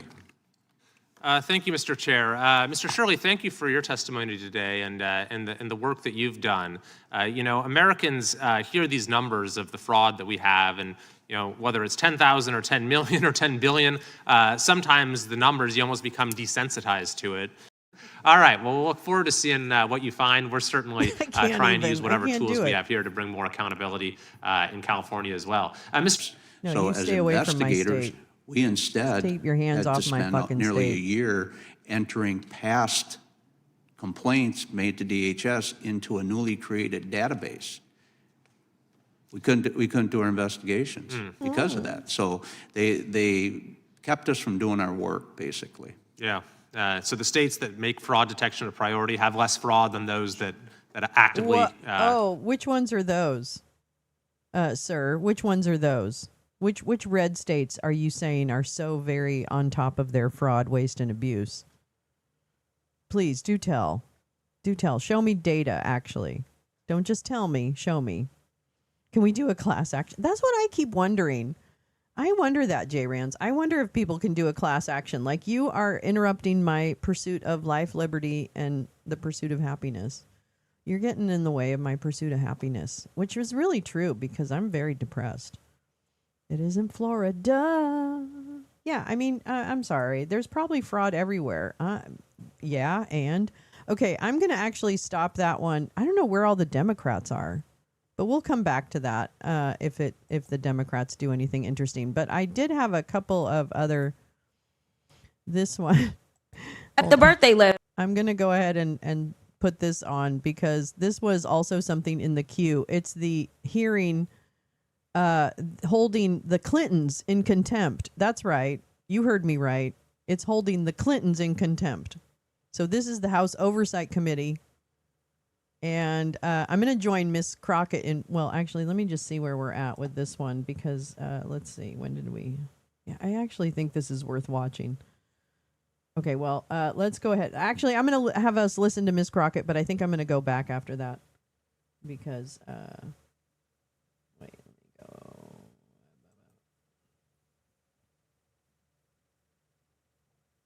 Okay, screw it. Let's just do this. We're going to start with this guy. Me. We'll start with a person we hate. That's fine. It's okay sometimes to start with the people you hate. Release of the investigative files on Jeffrey Epstein. It was dated the 5th of August.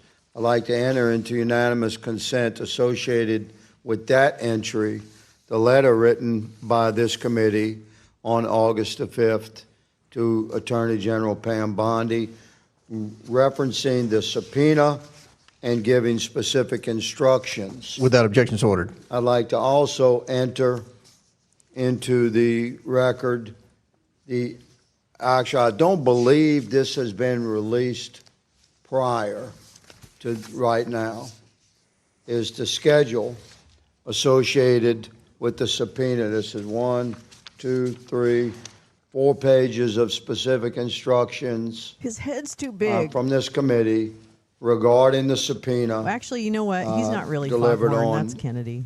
He is. August well, the actually, 5th. he could be this person. Now, here we go. Unanimous consent. Without objection to to order. Schedule as well. I found the I'm cheapest sure the bottle of gin I media will could. be fascinated with that. So the professionalism that moving your head. that this committee has pursued, to clarify for the citizenry, the professionalism that this committee has embraced and pursued has been squared away, impeccable. And that includes recognition that the Department of Justice, as stated in the subpoena, Quit moving your head. is to comply with redaction procedures of established law and criminal justice, long-standing procedures. So I heard someone mention 5 million files. That is the first time I've heard 5 million files. But I know that there were originally 250,000 files. And the Trump administration found another 600,000 files. So we were talking about, to round it off, 1 million files. Every one of those individual documents has to be reviewed by agents of the DOJ and their supervisors before they can be officially approved for release. That's the law. I'm going to remind you. I'm sorry, I didn't realize it was an echo. Good morning, peace, love. I'm going to remind you that, first of all, yes, you're right. He was the only no vote, right, on the Epstein files. But also, he's apologizing for a pedophile. An allegedly a credibly accused child rapist. This man, let me remove his apple head. This man, this little soft little man, is basically saying that I'm sorry, no, I can't. I got distracted by chat. I'm so sorry. Okay, anyway, he's apologizing for a pedophile. I don't understand this. I really don't. I'm sorry. And you know what? Someone needs to demand that Michael Cohen say everything he knows about Katie Johnson. I'm just going to say. And I was right. And everybody who told me not to troll Michael Cohen was wrong. I was right. DOJ has 400 agents working full-time on just releasing these documents. Now, you may argue that at the end of the day, you want to see the release of what they completed that day. I would say that's a fair narrative for discussion. But to say that DOJ is not fully engaged in complying with our subpoena is not accurate. It's not intellectually sound. And, Mr. Chairman, I appreciate the opportunity to offer into the record these official and legal subpoena documents. My love letter to Mr. Dunn. Without objection, so ordered. Mr. Chair, I have unanimous consent request. Okay, Mr. Frost. I have two articles. One is from Politics PA. Quote, Representative Perry referred to the House Ethics Committee for refusing subpoena. Without objection, so ordered. The other one's a CNN article. GOP reps Perry and Biggs formally object to subpoena from House January 6th Without committee. objection, so ordered. Chair recognizes Ms. Crockett from Texas. Thank you so much, Mr. Chair. I have sat here listening, and I am quite perplexed. It does take me back to my legal days. And so when I think about a subpoena, one of the things that we normally look at when we are trying to determine whether or not contempt is going to be ushered into the conversation is whether or not there's been substantial compliance and what it means to actually look like you have substantially complied. It means that you're taking reasonable steps to follow a court order, that you're acting in good faith, and typically that serves as a defense. So if we are still crafting the parameters of said subpoena, for instance, my colleague, Mr. Walkinshaw, just asked whether or not this would be limited to the Epstein subject matter. For me, if they responded at all, then there is some sort of compliance, which they did. They didn't just throw the bird. They didn't just say, forget it. But more importantly, I just want to point out that we are living in an age of hypocrisy, because my other colleague just pointed out that Mr. Perry sits here and somehow sits in judgment of others. Frankly, that is what people are kind of getting annoyed by, is the hypocrisy, because Mr. Perry still has an outstanding subpoena that was never complied with. In addition to that, he talked about we need to care for the victims. Somebody correct me if I'm wrong, and I will yield my time. But I don't believe that Mr. Perry ever signed off on the discharge petition in the first place. So I don't know if he is just doing what he believes is politically expedient. But I will tell you this. I refuse to be a puppet, because Democrats tend to be of goodwill. We always want to do the right thing. We are always trying to follow the rules and follow the law. Unfortunately, we are living with an administration that does not care. We just want some type of parity. So, for instance, we all want to hear from President Clinton. If for some reason you said, we will give you, say, Pam Bondi, and then we've got President Clinton with it, or say maybe President Trump and President Clinton, two presidents, because we know that both presidents actually had a relationship with Jeffrey Epstein. But what looks political and looks like one can get away with everything, especially since that's what the Supreme Court has stated, that's why it looks like it's just gamesmanship. You only care about following the rules so long as you can invoke those rules on what is typically perceived as your political enemies. This is why we are falling apart in this country. We are supposed to be about checks and balances. It should not matter whether or not you're associated with the Democratic Party, the Republican Party, independent, or whomever, whether you're rich, whether you're poor, whether you're middle class, whether you're a black immigrant or whatever. But it seems like we only have a political agenda in this committee, and that's why everything goes off the rails. You only love law enforcement when they're going after black, brown, immigrants, that kind of folk, right? But on January 6th, you didn't care about law enforcement because they still don't have their plaques up. We continue to do the right thing and say, yes, apply the rules equally across the board, and then y'all play in our faces and you only apply it to one side. I am asking for one commitment, and then I will yield to the ranking member. Mr. Chair, will you commit to me, as the chair of probably the most important committee in this Congress, especially in this moment where people are concerned about the level of corruption that exists within this committee, will you promise me that you are good for doing whatever is right and following the evidence, no matter who is on the other side of that evidence? Yes, and that is Okay. why I subpoenaed the estate. And we had no idea what was, nobody knew. Nobody knew I what was in the understand, but- estate documents. And I, without hesitation, subpoenaed the estate. We've subpoenaed the Department of Justice. And that's where we got the birthday letter. We subpoenaed Because the of estate. Hold on, this Mr. subpoena, Chair. right. Okay, we got the birthday letter, but we can't just get the evidence and then not follow up on the evidence that we actually get. I will relinquish the rest of my time to the chair. Thank you. I just want to just really clarify I mean, one. Riker. Thank you very much, Representative Crockett.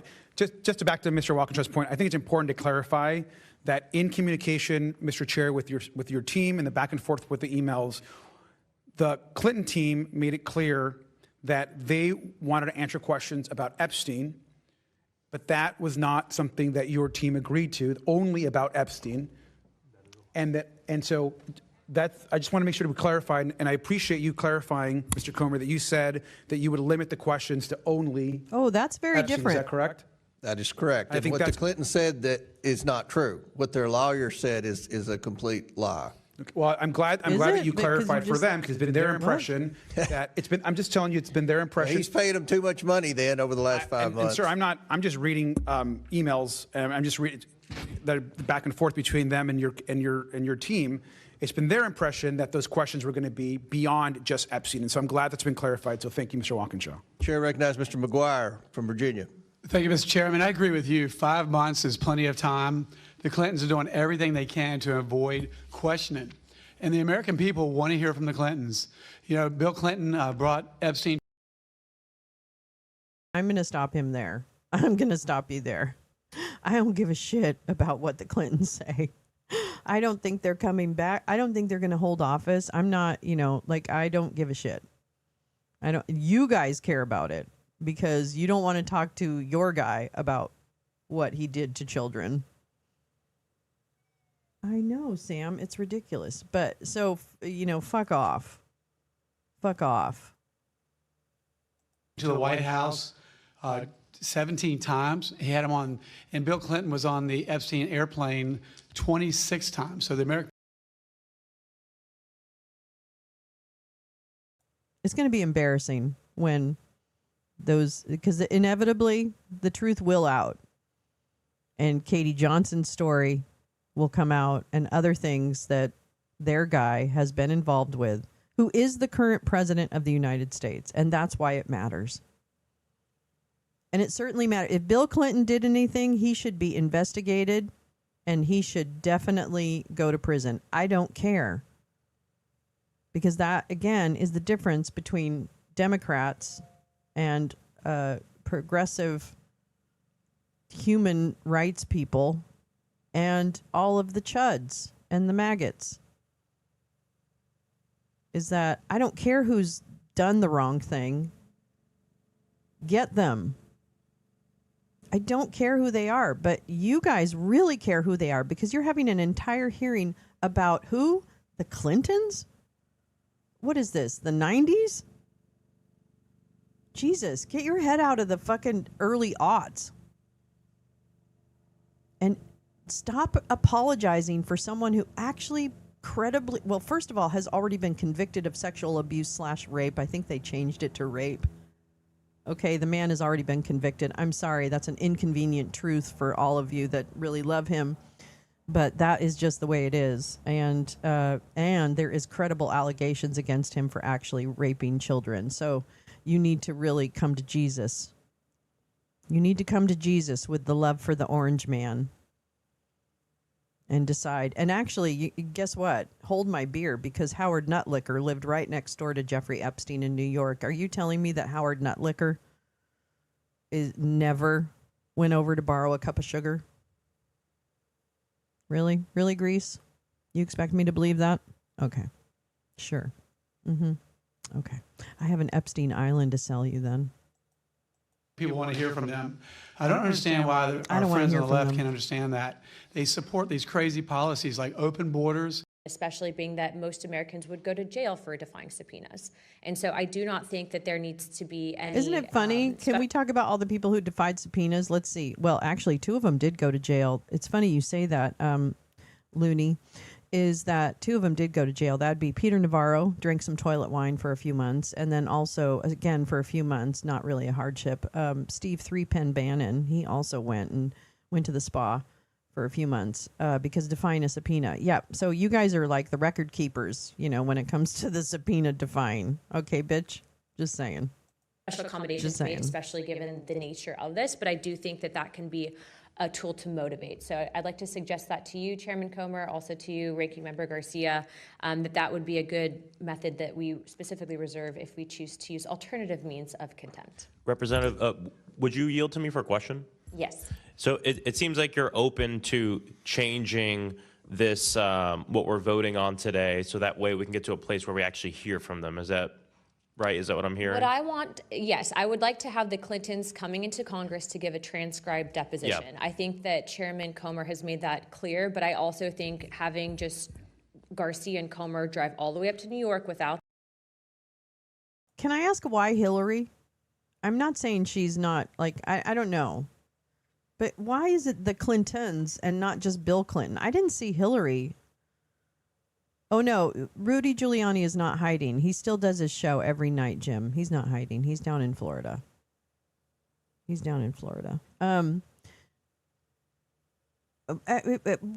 are we Hillary? Explain to me again why Hillary is involved in this.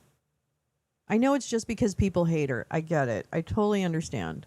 But what? Yeah, what about the Borat thing, right, Jim? Juanita Broderick. Oh, yeah, that's right. Juanita Broderick brought charges. She's now in Russia. I fight with Juanita on X. I used to fight with her on Twitter a lot. I don't fight with her anymore, actually, but she blocked me because Hillary knows what's going on. Oh, okay. Well, what? Okay.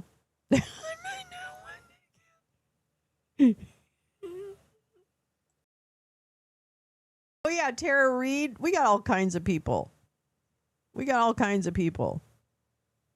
Investigate them all. I don't give a shit, but investigate any of them. That's all we're asking. Investigate someone. Most notably, the guy who's running the motherfucking country. Because it'd be nice to cross his name off the list, right? It'd be nice to feel better if he's in charge. Right? Oh, Reid lives in Russia. Oh, Broderick doesn't. That's right. Sorry. Tara Reid lives in Russia. Does Hillary have a... I don't know if Hillary has a pool boy. God, I hope so. I hope I do when I'm that age. I don't care. I don't care who fucks who. I really don't. Don't rape children. Okay? As for what's between the Clintons and his affairs with women, like he's had affairs, that's their business. I don't give a shit. I don't run that part of their world. I don't run any part of their world. But if she's involved in something nefarious, fantastic. But, I just don't think we've ever really heard that she's been involved in anything. I mean, she's guilty of everything. So I guess that's really what it comes down to. They're going to blame her for everything. That, I think that optically that sends a very bad message as the separation of powers and authorities Congress has. And then I also too think that, it's kind of a slap in the face. How do you? Oh, is it a slap in the face? What else is a slap in the face? Is the fact that all of the power of the purse has been taken away from Congress by the administration that you simp for? How about that, Looney? How about that? Ay. Yeah, it's true. I understand, Max. She's always been that one. I mean, I remember her face just like. Remember the 33 hours of email testimony in Benghazi and all that? Oh, my fucking God. Yeah, thanks, Obama. That's really what I want to say about this whole thing. Thanks, Obama. face to people that typically would not have those accommodations made for them. Yeah. With that also, being a part of this, I think that, Bill Clinton specifically said he wants the files to be released. And I think that we also need to consider the fact that there is a judge. I know Mr. Garcia disagrees with me on this, but based on the email that I have seen on Judge Paul Engelmeyer, if you have someone that is ordering the DOJ to do a second scan of the files, if it's politically motivated, that's impeding an investigation. And I'm tired of judges, if they get involved in investigations in Congress, trying to obstruct. And so just putting this out there, I'm going to be trying to impeach that judge unless he can basically give a waiver, let the DOJ release the files immediately. Yeah, and just real quick, I just want to say on the general thing, I agree. I mean, I think it would be best if the ranking member and chair can huddle and figure out how we can change it so we can actually hear from them. Because my concern too, and the other thing is, there's no faster way to make sure that we never actually hear from them in person than moving forward a criminal contempt that says put them in jail. I mean, we're just not going to hear from them for our investigation. And so, I mean, I agree if they can come to something to figure out how can we move forward in a way where we're actually, there's a pathway to hear from them. I'm for that. So To be clear, I do not agree with what the Clintons are doing. Okay, and I think that they need to come in here to explain. But I do think that when you go after someone's pocketbook, Stay warm. I think that they quickly change their tune, and I think that they might be compelled to come in. I also don't want to set the precedence, though, that just because you're a president means you're outside of this. I'm sorry, what did you just say? What did you just say? You don't want to set the precedent that just because you're president, you're outside of this. Oh my God. The hypocrisy is actually hurting my brain. I can't compute the hypocrisy right now. I can't compute. I cannot compute. What? I can't. What? A president is above the what? Oh my God. Justice. And that's basically what it would be doing. And so, Chairman, I will let you direct the ship on this, but that is my suggestion. Thank you. Chair recognizes Ms. Ansari. Thank you. I'm going to start by yielding to the ranking member. Thank you. And I want to just respond to Ms. Luna and Mr. Maxwell as well. Just to be clear, I think two things can be true. It can be true that we want to hear from the Clintons, and that it's important that we hear from them, and that we want to enforce our subpoena. I think it can also be true that they have also begun clearly making efforts to answer questions by declaration, to negotiate coming in to give testimony. They've made offers to obviously be in. Their initial offer was to do that testimony outside of Washington D.C. with the leadership of the committee and staff. They have been open to transcription. And so I just want to re-emphasize that I think there is room here to continue to negotiate and get the testimony that we need. In addition, I am incredibly thankful that we're finally moving forward on ensuring that Ghislaine Maxwell come before this committee, that we're going to get Pam Bondi finally in front of this Congress. We need to release the files, get that testimony, and of course ask the questions that this committee has of President Clinton. I think that is all fair, and I hope that's the direction that we end up moving in. Thank you. Ms. Ansari. Thank you. Given much of what we've heard today, and especially in light of some of the hypocrisy that we've heard today, I just want to walk through the timeline of Donald Trump's cover-up of the Epstein files, because I think it's important for folks to remember how we got to this point. This was a series of deliberate decisions made at the highest levels in the White House and the Department of Justice to keep the truth hidden from the American public and the survivors of Jeffrey Epstein and his allies' abuse. Let's start with what the president said during his campaign trail repeatedly. At multiple points in 2024 when running for office, Donald Trump said he would, quote, declassify the Epstein files, use it as a rallying cry to win over voters.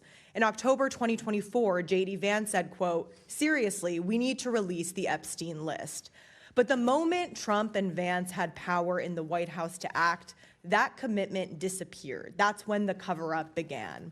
On February 27th, 2025, Pam Bondi said that she was releasing the Epstein files with her statement, quote, This Department of Justice is following through on President Trump's commitment to transparency and lifting the veil on the disgusting actions of Jeffrey Epstein and his co-conspirators.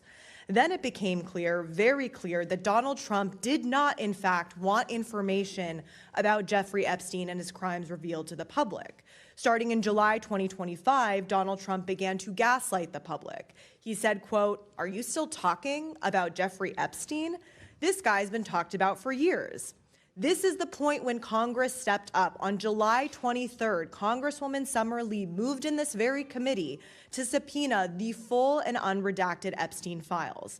And just to be clear, because of that subpoena, the Department of Justice and Pam Bondi have been required by law to provide the Epstein files to this committee since the summer of 2025. They have been in gross illegal violation of the subpoena this entire time. To my Republican colleagues on this committee, do you remember that subpoena, the lawful congressional oversight subpoena from July 23rd? Pam Bondi has been in violation of that for 6 months now. At the same time, members on both sides of the aisle filed a discharge petition that would have put a vote on the floor for the Epstein Files Transparency Act. For a moment, the petition was one signature away from forcing a vote in the full House. And what did Mike Johnson do? He shut down Congress. He refused to swear in our colleague, Adelita Grijalva, for a historic 7 weeks in order to keep her name off the list. He forced the American public to endure a government shutdown to protect Donald Trump and to cover up the Epstein files. And when it finally came to the floor and it became clear that the bill would pass overwhelmingly, only then did he endorse and then sign the bill so that he wouldn't lose. This required the DOJ to release the unredacted Epstein files publicly by December 19th. The DOJ has blown past that deadline, releasing only 1% of the files, which is patently absurd. And the files they did release were heavily redacted, which is completely illegal according to the law. On December 23rd, the DOJ said they miraculously discovered over 1 million files related to Epstein. All of these patterns are an attempt to slow down the release and fail to meet the lawful deadlines are consistent and coordinated. This is all part of an intentional cover-up, which leads to the unavoidable question, who is the president protecting when we know he only cares about one person? I guess I'll end with my question to the chairman.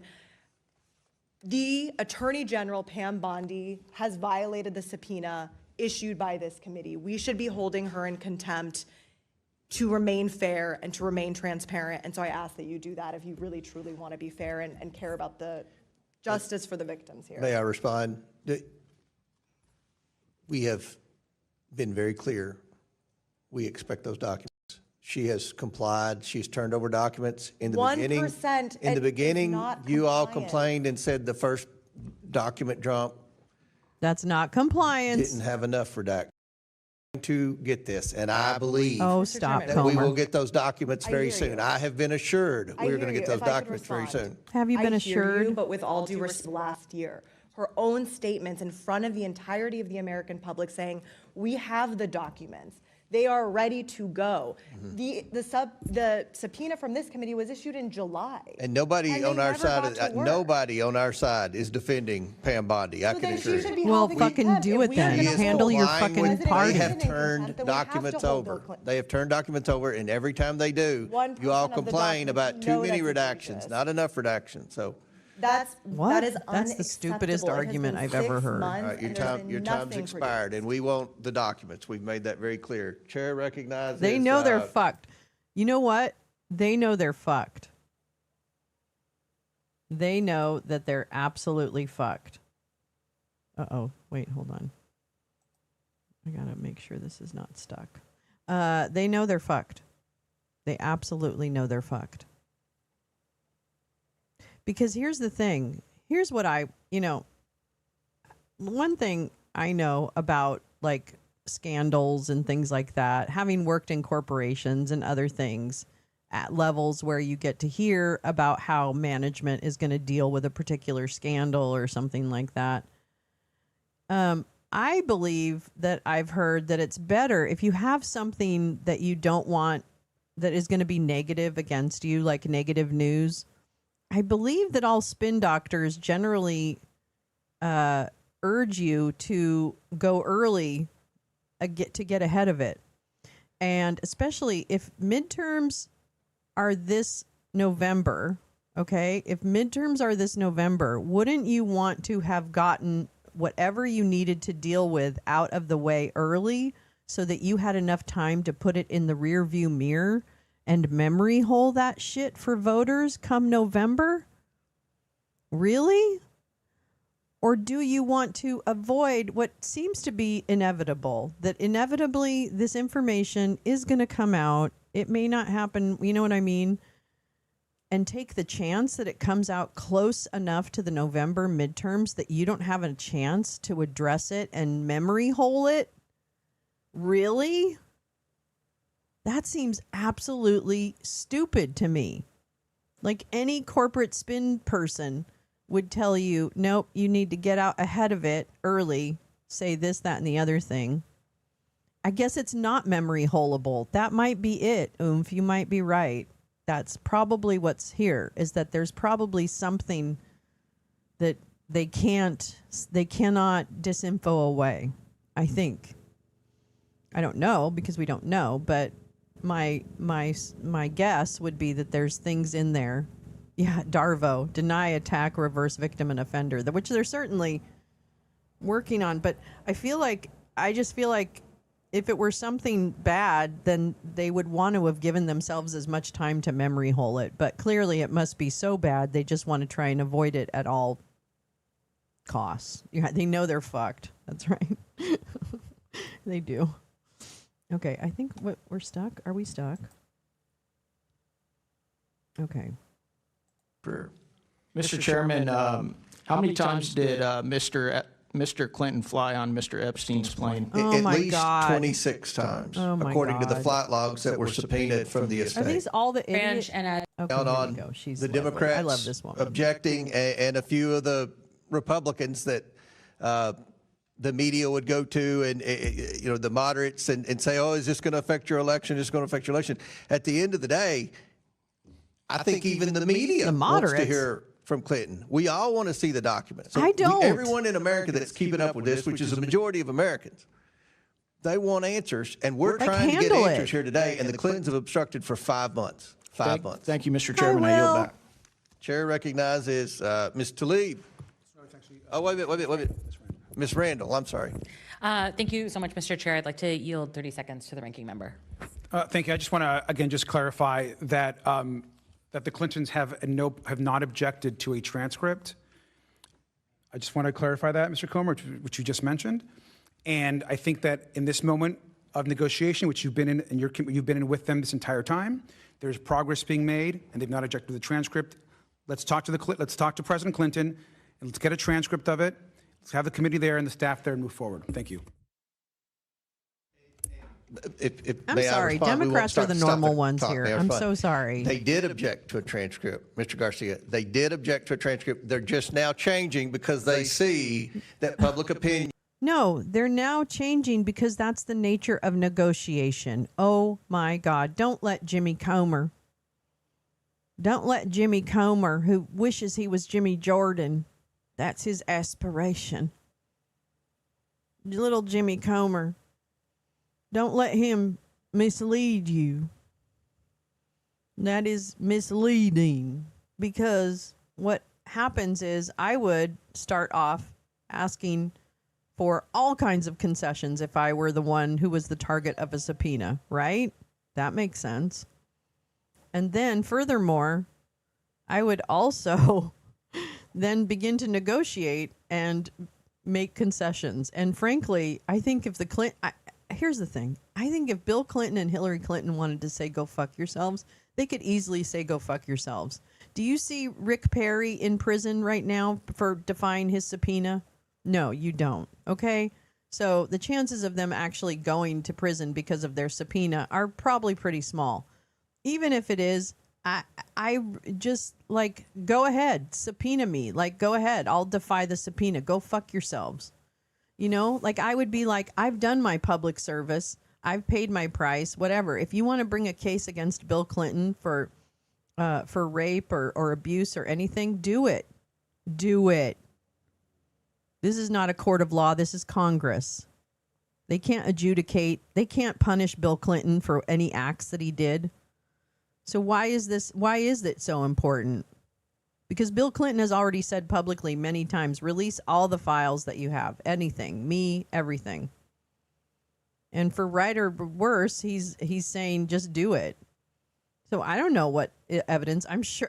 I have no doubt in my mind that Bill Clinton is not a really great, like, I have no idea if he was engaged in any sexual abuse or rape. But if he was, fucking bring the fucking case.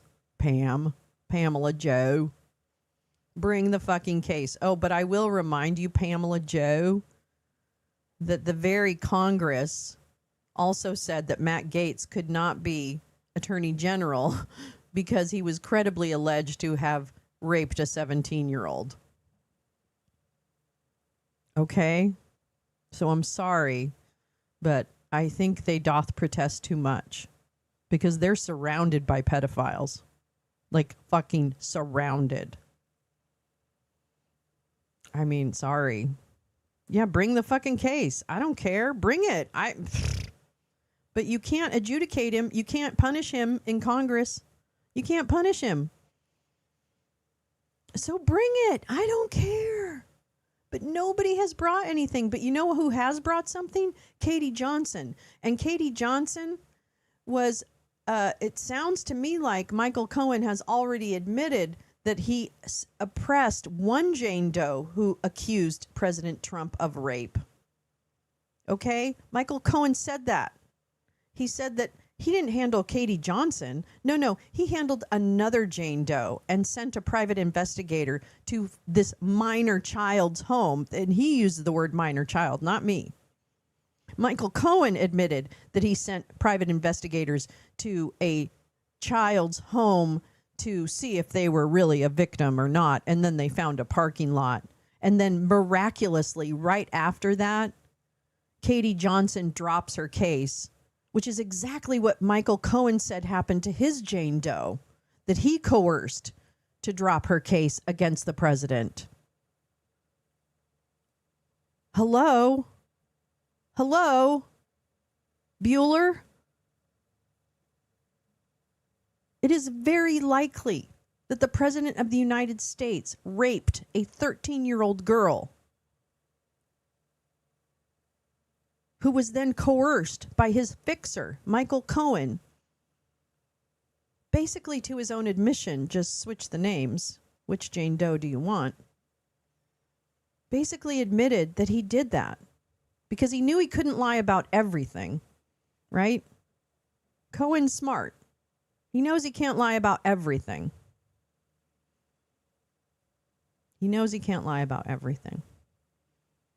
So he said, oh, it was another Jane Doe that I sent a private investigator, which is also witness intimidation and tampering, by the way.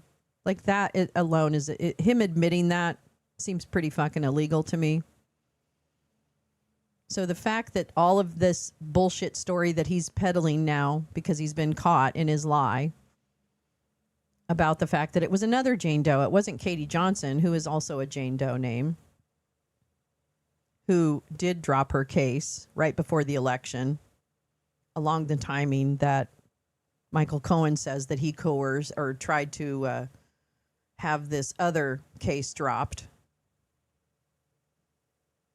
It's just, I mean, God, when are we going to stop? When are we going to stop actually allowing this kind of clown show when there are literal pedophiles that they are all so very concerned about walking among them? And they won't fucking bother because it would make them uncomfortable. This has got to stop. Like, I think that even chuds have to start calling bullshit on this. I don't care. Go after Clinton. I really don't care. It's not my thing. I don't really care.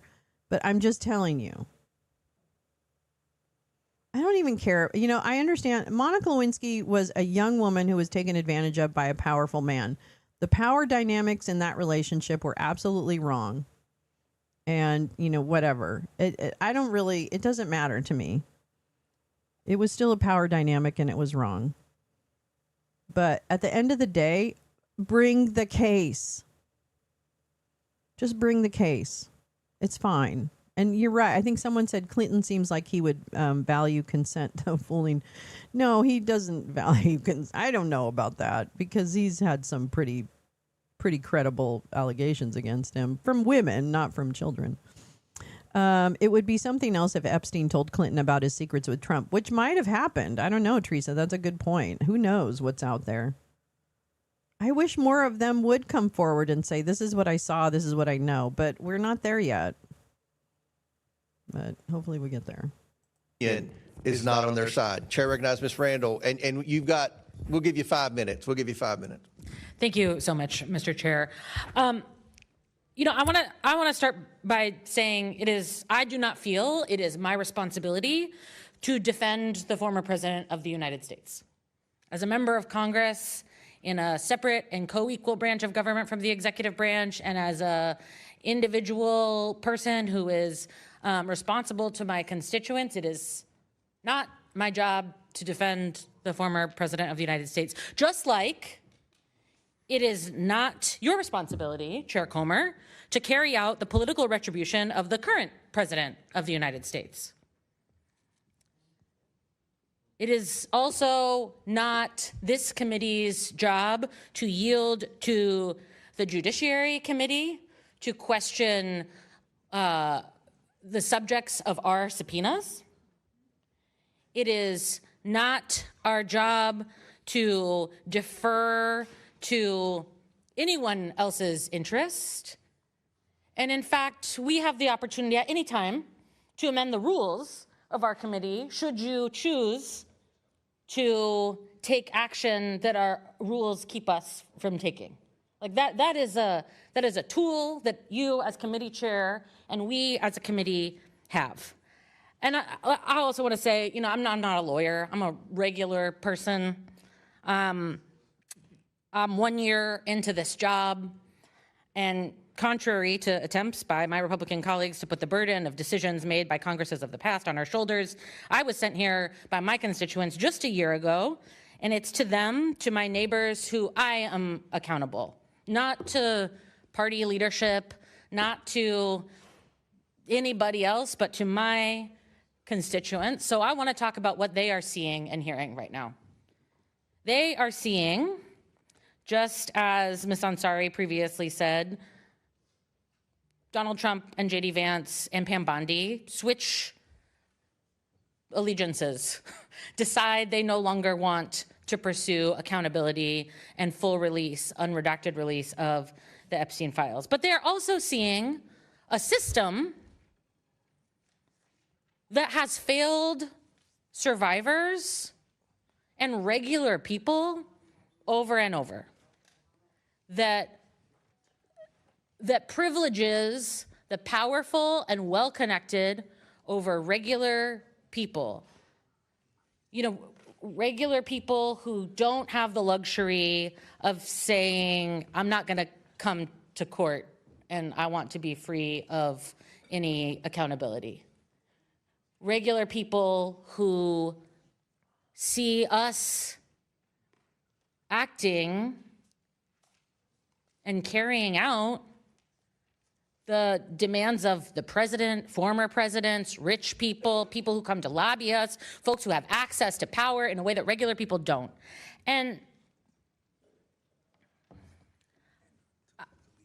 I think we've all made very clear, all of us on both sides of this dais, that we want to hear from the former president of the United States about any information that he has related to Epstein's ring of trafficking and assault of women and girls. But we also, and you know, Chair Comer, you have said over and over, that it's been 5 months that you've been in negotiations with the Clintons. It has been 6 months since this committee subpoenaed the Department of Justice for full release of the files.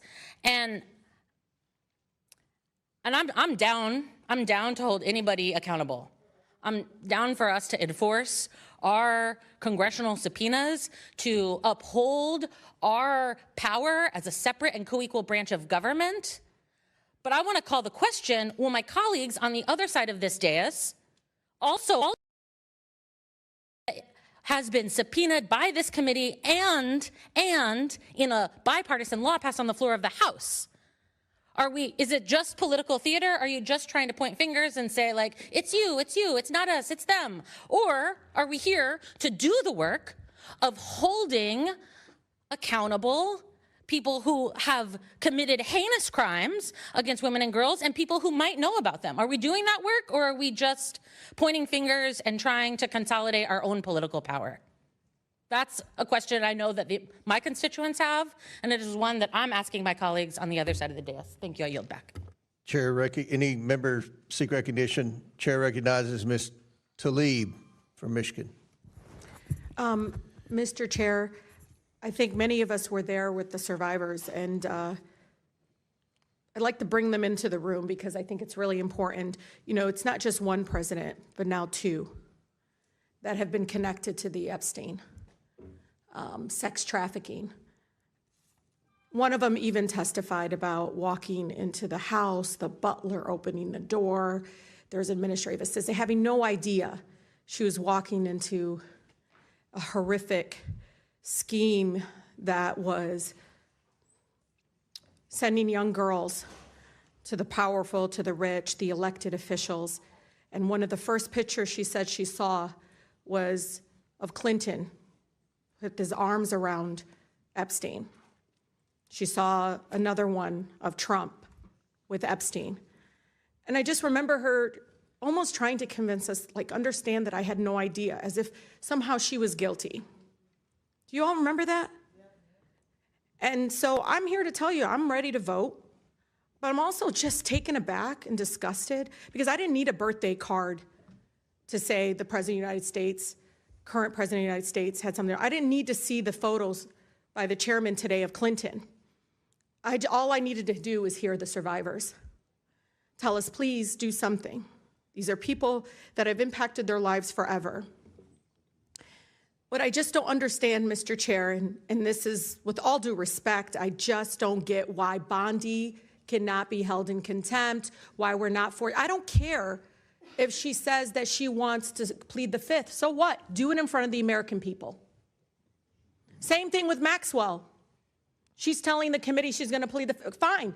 Have her come before this committee to do it in front of the American people. The fact of the matter is, are you saying that if anybody wants to plead the fifth, they don't have to be forced to come before this committee? That doesn't make any sense. What excuse is that? That doesn't make any sense. The fact that I continue to tell you all, what is the most consistent thing survivors have asked us to do? Follow the money. How come we haven't forced JP Morgan Chase before this committee? How come we haven't allowed Bank of America to come before this committee? Mr. Chair, it is so disgusting. And this is why everybody's so distracted by this whole thing of like, oh, you know, the Clintons, Trump and everything. But who was funding it? Literally, JP Morgan turned a blind eye to evidence of sex trafficking even after his 2008 conviction. Hear me out. After he was convicted, they still hid suspicious activity reports that should have been reported. You know, you see the fact that continuing them saying, well, in 2028, agreed to pay what, $290 million to settle a lawsuit? I don't care. You come here, and because it's the truth, y'all. You guys got to realize Epstein's not the last person. There's probably another Epstein out there right now. This doing sex trafficking right now. We should hold everybody in contempt that had anything to do to cover this up, including bank executives that still have their jobs. The fact of the matter is, we know what this is. You want to talk about Bill Clinton, Hillary Clinton, but talk about everybody involved. Because it does look like you're only doing this to distract everyone when we know not one, but two presidents were involved. And those more. young Ehud Barak. ladies Ehud Barak. shaking Don't forget. when they were testifying in front of them because they didn't know if they could trust us. Yeah. Some of them literally said, we had no idea what we were walking into. But they were connected to the rich. They were connected to the presidents. You heard them say that over and over again. But one of the things they continue to say is follow the money. Because, Mr. Chair, Bill Clinton, Donald Trump JP Morgan, all these people, they will not be the last folks that allowed a sex trafficker to harm young women, children. And so we have to set a very good precedent. This is fucking it right that here. We will not sit back and say, well, Maxwell's going to plead the fifth. Bondi's going to plead the fifth. I don't care. You're a public servant. Come before this committee. Maxwell, you were directly involved. How many times did the survivors mention her? How many times? Saying that she lured them in. She was primarily involved. And Mr. Chair, you and I had conversations. And you said, give us names. They gave us names. And you know it. So why are you all focused only on them? And let me tell you, you know where I stand. I will hold anybody in contempt that will not give us information. I don't care how many lawyers they bounce up on us. But I'll tell you, Mr. Chair, shame on us for not forcing Bondi before this committee. Shame on us for not forcing Maxwell before this committee. Shame on us for not forcing JP Morgan Chase to answer questions that many of us have of $1.5 billion in suspicious activity. Because somebody had to fund this madness, this horrific actions by these men. With that, Mr. Chair, I yield. And Ms. Tlaib, if I may respond to some of that before I recognize Ms. Bobert's next. Okay. I believe with all my heart you are as sincere as anyone on this committee about wanting to get answers about the truth. And I believe your heart is pure. Maxwell is coming in front of this committee. And But we've when? tried. No, let us decide that today when. Like Well, when. it's nailed down. February what day? The 9th. She's February coming, 9th. and you'll be able to ask her questions. That's one of the things Clinton wanted was only me and Garcia. Maxwell's coming. Anyone who wants to ask her questions on this committee will be able to. So that's. No, I think the that's American nailed down. Are you standing up for Ghislaine Maxwell now? No, I'm not trying to argue with you, Ms. Tlaib. I just want to respond to. Pam Bondi is coming before Congress in 2 weeks. I am confident The health she is plan? going to be grilled by both parties on the discharge petition. What about- If you didn't what want- about I don't JP wanna- Morgan and Chase? Ms. Randall, you mentioned something about the Judiciary Committee. Believe me, I don't want to work with the Judiciary Committee on any investigation. Okay. What? But when we passed that discharge petition, what? that got them involved. What? But we had an I know, outstanding but subpoena. just let me explain. Pam Bondi's going to be in front of the Judiciary Committee. We'll see how that goes. We'll see if there's been a document dumped Mr. Chair, we can't after that. forget the And then banking the last thing, institutions either. this is the most important thing.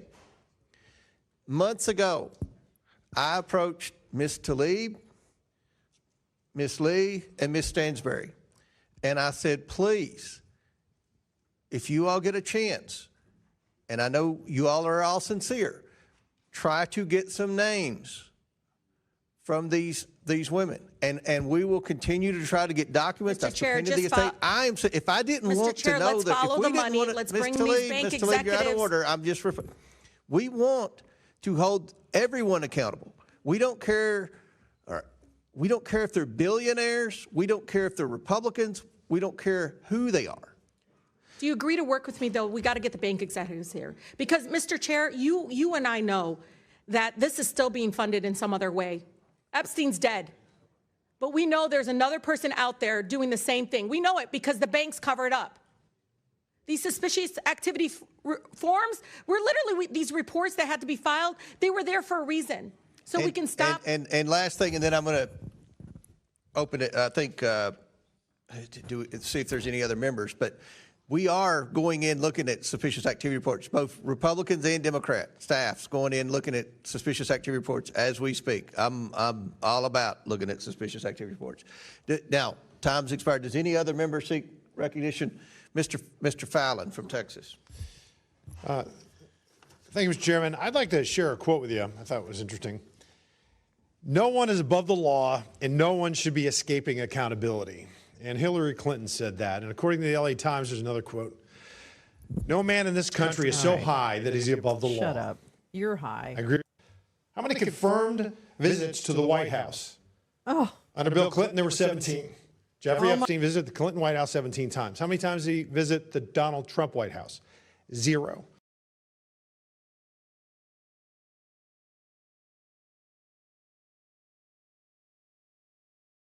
This guy right here. is trying to tell you that Clinton is more guilty than Trump because Epstein had 17 visits to the White House and Trump had 0. Well, Jeffrey Epstein died 2 years into the first Trump administration because he was in prison because he was so I'm sorry. What? Yeah, maybe he didn't make it to the White House before he actually got schmurdered. I don't know. Anyway, again, nobody cares. It's nice that you spent taxpayer money on this nice little poster, but everybody agrees with you that they want everyone to talk. So you're on the wrong drama page. How about documented How about documented this? Gentleman yields back. Chair recognizes Ms. Stansberry from New Mexico. Thank you, Mr. Chairman. You'll have to forgive me if I do not give a slow clap to our colleague across the aisle for his Academy Award-winning appearance just now in front of the committee. But I want to just address some of the things that I heard here today and to talk about why we're here. What I've heard here this morning in front of this committee is exactly why the American people hate politics. Because the American people don't care if you're a Republican, if you're a Democrat, if you're an independent, whether you vote or you don't. That's a name. They want There's a the name. Epstein Steve files Bannon. and they want justice and accountability. And they don't give a damn whether or not it's Democrats or Republicans or who is implicated. They want accountability. And that is what the survivors are asking us for. They are asking us to do our jobs, to make good on the promises that we made them when they came and met with us, and to actually, in good faith, conduct an investigation. Now, I always think it's important to pull back the curtain for the American people about what happens in these committees. And I was not shocked and surprised, but, you know, I think it's important to note that when I stepped out of the committee a few moments ago, the press were huddled on the Republican side of this committee room to take statements from the Republicans. They're not out in the kind of like neutral area. They're standing outside the Republican door so that after this vote is taken, our Republican colleagues can walk out and make a statement to the press. Now, I think that that's important to note for the public here, because this is not about true accountability. Because if this was actually about getting to the bottom of this case and actually holding individuals accountable for the crimes that were committed by Jeffrey Epstein, by Ghislaine Maxwell, by the associates, and the many, many people who are implicated in this case, what would be happening right now in this committee is that Pam Bondi and DOJ officials would be sitting right there on the witness panel answering questions under oath, because they are breaking the law. They are not complying with our subpoena. They are not complying with the Epstein Transparency Act. And on the day, the final deadline, that they were supposed to release their final explanation about why they may have redacted some files, and in fact they have, as has been stated many times, only released less than 1% of the files, Donald Trump used the United States military to invade a foreign country and steal their oil. And while we're sitting here and our colleagues are trying to create a spectacle for the media, every single newspaper in the United States and the world's headline is about how Donald Trump right now is in Europe embarrassing the United States. How he is threatening our NATO allies to invade Greenland. Humiliating the United States. And I have to say, I was home over the weekend for Dr. Martin Luther King Jr. celebrations to honor the life and legacy of Dr. King. And the question that I got over and over again from my constituents is, what is in those files that is so bad that President Trump is invading Venezuela, threatening our NATO allies, and sending thousands of armed paramilitary troops onto our streets to create violence and chaos in American cities? That is what the American people are actually asking us. And so I will be honest, Mr. Chairman, I am deeply troubled that the individuals who are the subject of today's hearing did not appear on their scheduled date. No one is above the law. But I do know, based on the correspondence, that they have been corresponding with you regularly to try to resolve this issue. But I don't believe that's what this hearing is actually about. Because if it was actually about getting justice and about getting the truth, we would have DOJ here. We would be holding Pam Bondi in contempt, and we would be hearing from the survivors themselves. And so I have to agree with my colleagues that I believe that this is part of an extended smokescreen to try to cover things up. And so I do ask my colleagues across the aisle, if you are earnest about getting to the truth and getting to justice, then bring DOJ in here and hold them accountable, because that is actually what the American people want. I yield back. And lady yields back. Before I recognize Mr. Biggs, I want to point out again for the umpteenth time, Pam Bondi is coming in front of Congress under oath, and there'll be lots of opportunities to ask her questions about the Epstein files. But Chair sir, recognizes she's Mr. violated Chair, can I a ask a subpoena. question? She's violated a subpoena from this committee, and she should be held in contempt for that. That's a fact. Here's the difference. They have been turning over documents. Now, I've said it 100 times. It's not as quick as we would like, but they're turning over documents. And I've been very clear today and in hundreds of You can't interviews. be serious We that one expect the person is document. turning over documents. What's the deadline for them? When do you expect the full Well, document? in our subpoena, there was no deadline. And then we voted for the discharge petition, and there's a deadline. The discharge petition's in judiciary. She's coming in front of judiciary. Now that is a irrelevant to fact. this Don't try to investigation from the Oversight Committee. Bill Clinton's not a victim here, and the media is not going to do not take think the we're Republican saying side on he is. anything. But I don't So think let's Pam just. Bondi's a Oh my God, Jimmy, Chair you're recognizes Mr. Biggs. It's Mr. Biggs, 5 minutes. No, I'm not listening to Mr. Biggs. I actually want to go to something else because I think we've heard enough of that. Okay, let me see what else we have. I do have Dump's speech. Oh boy, he's speaking right now to some. Hold on. Wait. Let me just see what's going on here. I know. Don't get mad at me. Traditionary. It's judiciary committee thing. Sure. Oh boy, jet lag boy. Oh my God, look at jet lag boy. Cooking Sherry. Look at jet lag boy. Oh, look at him. Oh my God, he looks so eepy. He looks so tired. He looks tired. Are you teepee, Mr. President? Supreme Court appears likely to allow Lisa Cook to remain unfed. Yeah, I actually think that thank you so much for that, gal.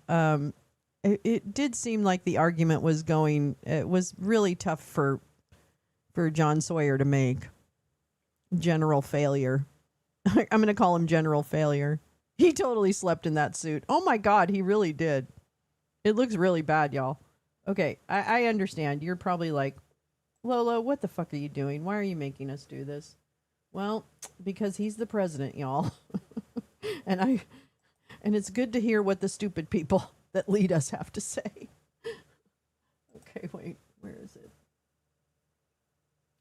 Did he get his entrance? I want to know if he got his entrance music.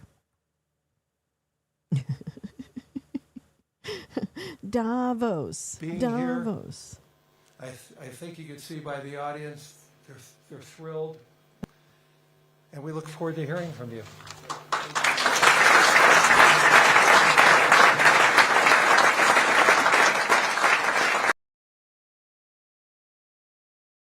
Did they kiss? Wait a minute. That was a very sweet moment. Did they kiss? Hold on, I gotta watch that again.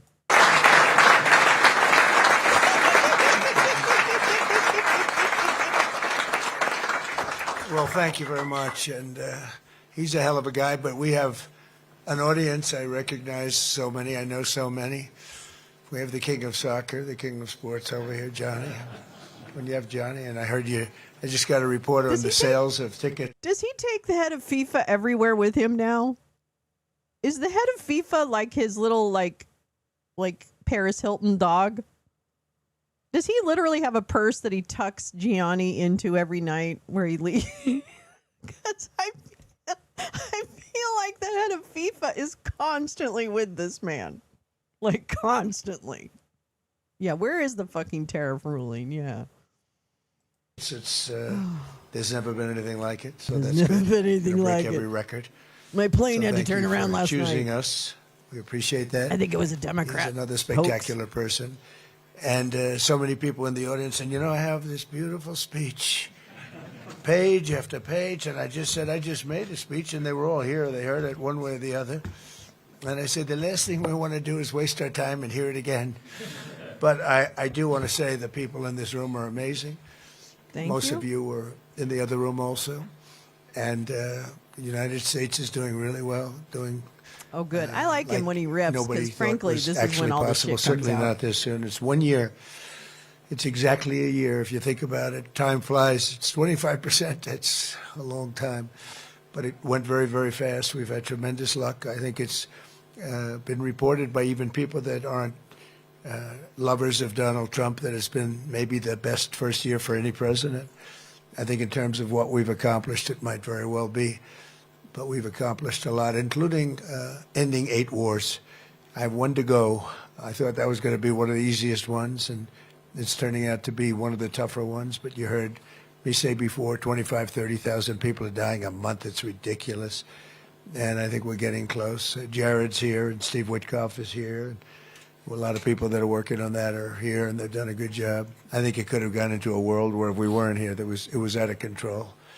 But I think we're going to get it resolved, and I'm doing it to save 30,000 people a month. If you can imagine your kid, take your son leaves home, waves, you're proud of him, you're so beautiful, and then 2 weeks later he had his head blown off fighting Ukraine or fighting Russia. It's both of them. The total are averaging 30,000, actually 30,000 young people, generally soldiers, a little bit in towns, but for the most part it's soldiers. Every single month they're dying. So I think we're going to do well there. But we have Scott Bessent, who everyone knows, and Howard Lutnick, and these guys are doing a fantastic job with what we're doing.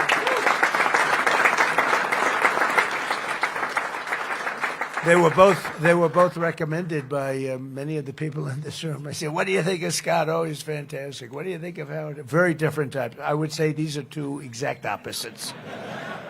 And I like that. I like that. They are the exact opposite. I never thought of it that way. I'm just saying that I'm looking at you two. You are in every way, but they're tremendously talented people and very successful people. And I like bringing successful people in because there's a reason for success.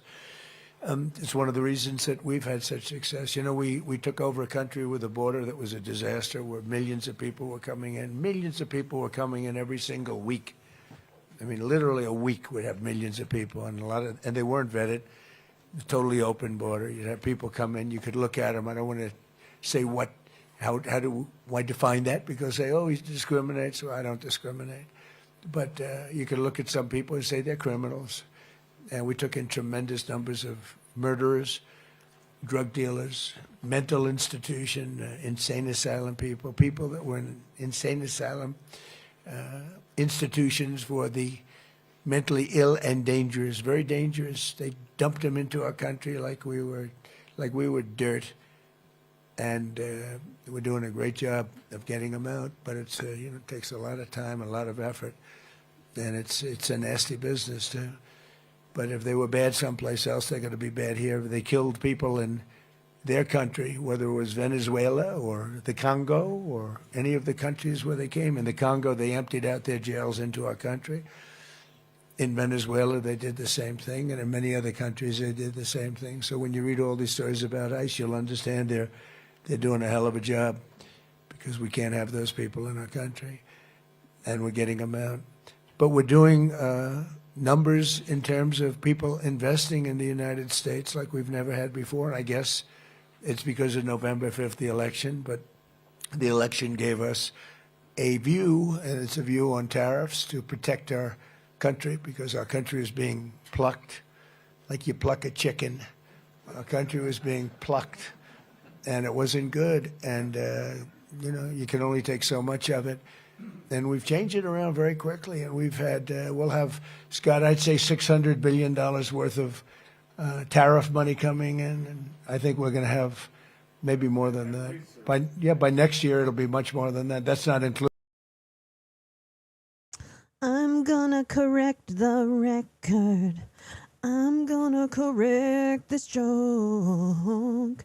According to the data I looked at yesterday, the United States, as of the end of December 2025, had brought in close to about $200 billion, with a B, $200 billion in tariffs. Part of that, almost half of it, might be ruled illegal by the Supreme Court, maybe not, and have to come back. Now, that's a lot of tariff money, absolutely. But there's also a study that I want to read to you soon, today, maybe, about the fact that the American public is paying 94% of the tariff revenue that comes in. So that money that you see him bragging about, that's your money. That's my money.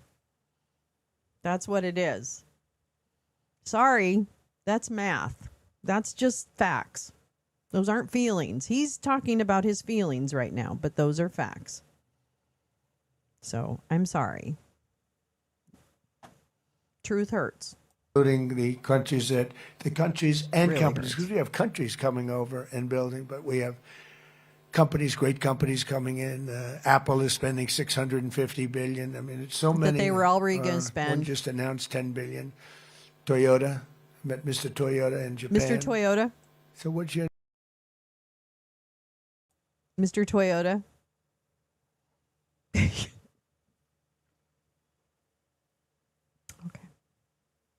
All right. name? Toyota. I said, oh, do you own the car company? Yes, 92%. I said, you didn't have to be that specific. But I said, you're rich. Yes, I'm rich. But he just announced he's going to do $10 billion worth of plants. I mean, it's amazing what's going on. It's amazing. We've never had anything like it or close. Nobody else has either.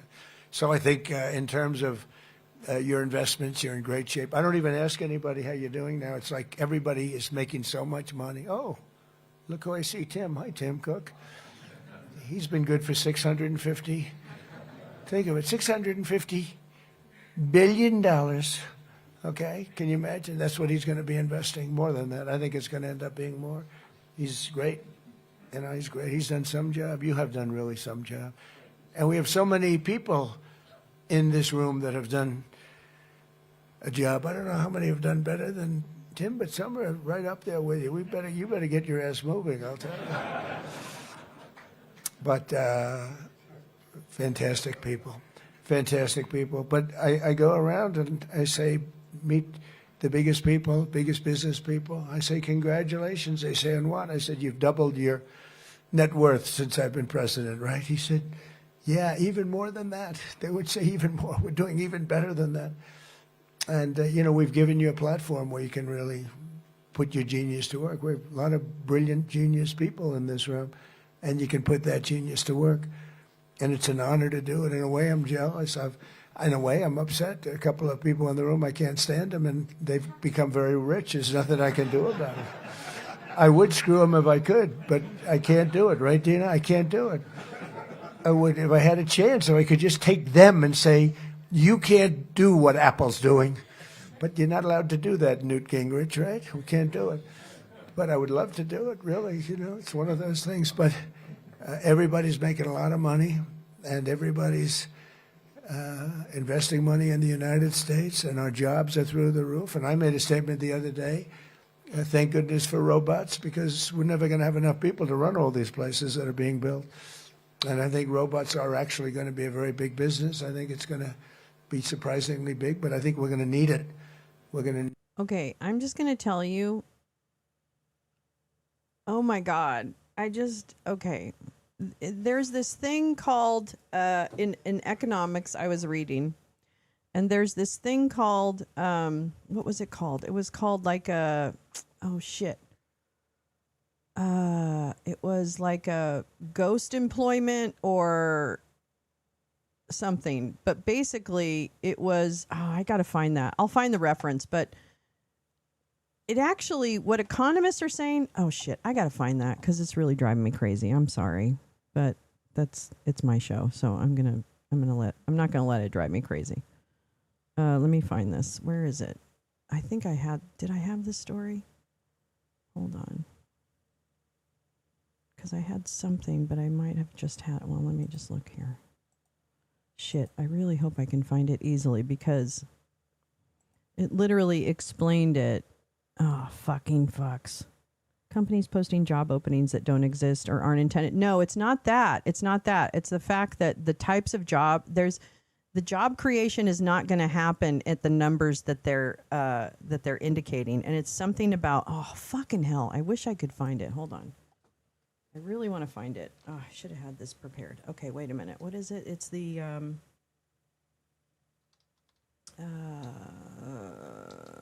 employment forecast. Let me see here. Oh, like not ghost jobs, but it's something else. Like it starts with a D. Oh, fucking hell.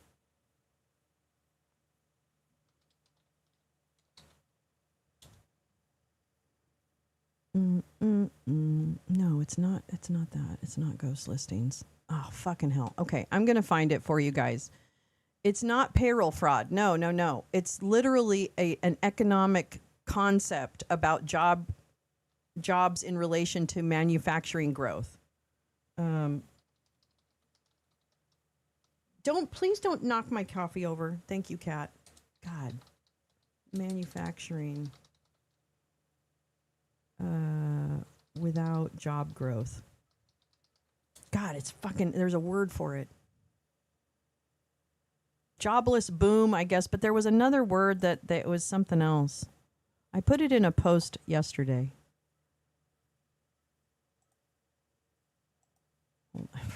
I'm so dumb. Why I can't find this stuff? Okay, wait.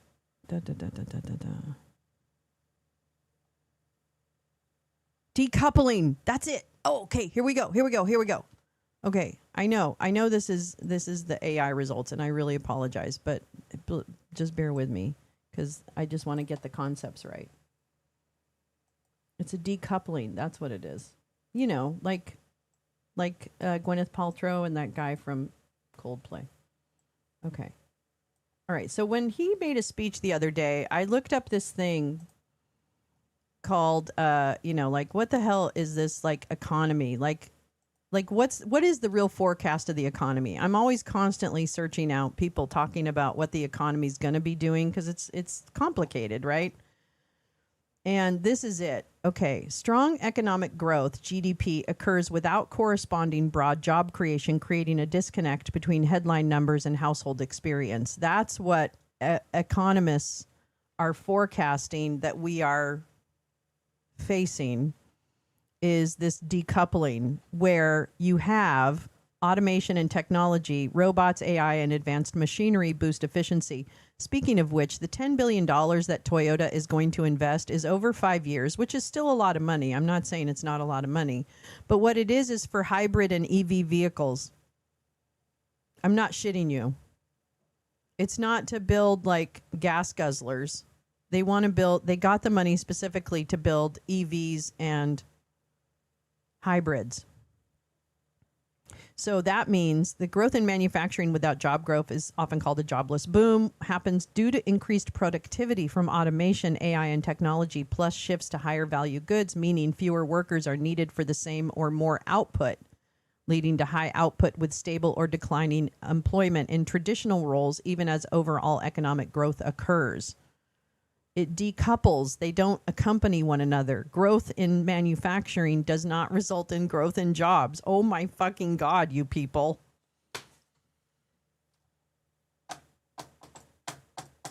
I'm not an economist. I just play one in the mornings. Anyway, so that's what I wanted to say about that. Sorry. Where is he? There he is. I don't know. I don't know what I'm talking about. I don't know what I'm talking about. Need it. But I'm lying So to we you. have a country that's becoming very safe. Yeah. We had the best crime numbers that we've had ever in recorded history. Perhaps they were better 100 years ago, I'm not sure, but the recorded history is 67 years, and in 67 years, they had the best numbers, and that's despite having a lot of people in the country that shouldn't be here, that we're getting out. but we've got tough law enforcement, smart law enforcement, and patriotic law enforcement. They've been amazing. One example is Washington, D.C. You couldn't walk down the street in Washington. You get mugged, you get killed. They were losing 100 people. Think of it, 100 people a year. Then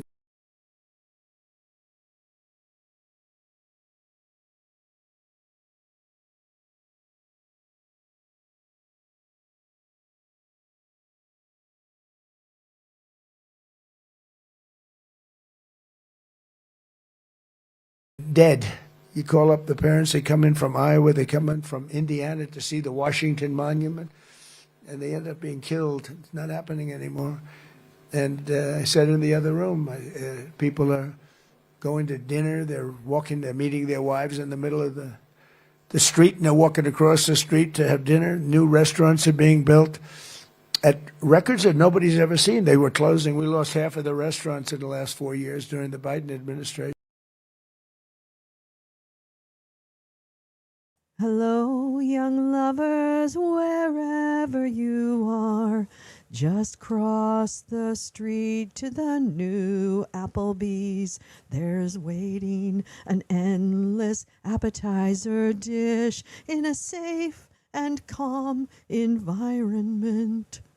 Hello, young lovers, just do it in the street. No one will bother you now. I've taken all the people who don't like to make love in the street and moved them to Columbia, South Carolina. What? Now they're all opening again. I even went to have a dinner just to show, I guess, to make a point. I went to a restaurant in Washington. I walked right down the middle of the street. I wouldn't say that Secret Service was thrilled. And you got if I yelled did it a year at. before, believe me, it wouldn't work. Here's my other friend, Hussein.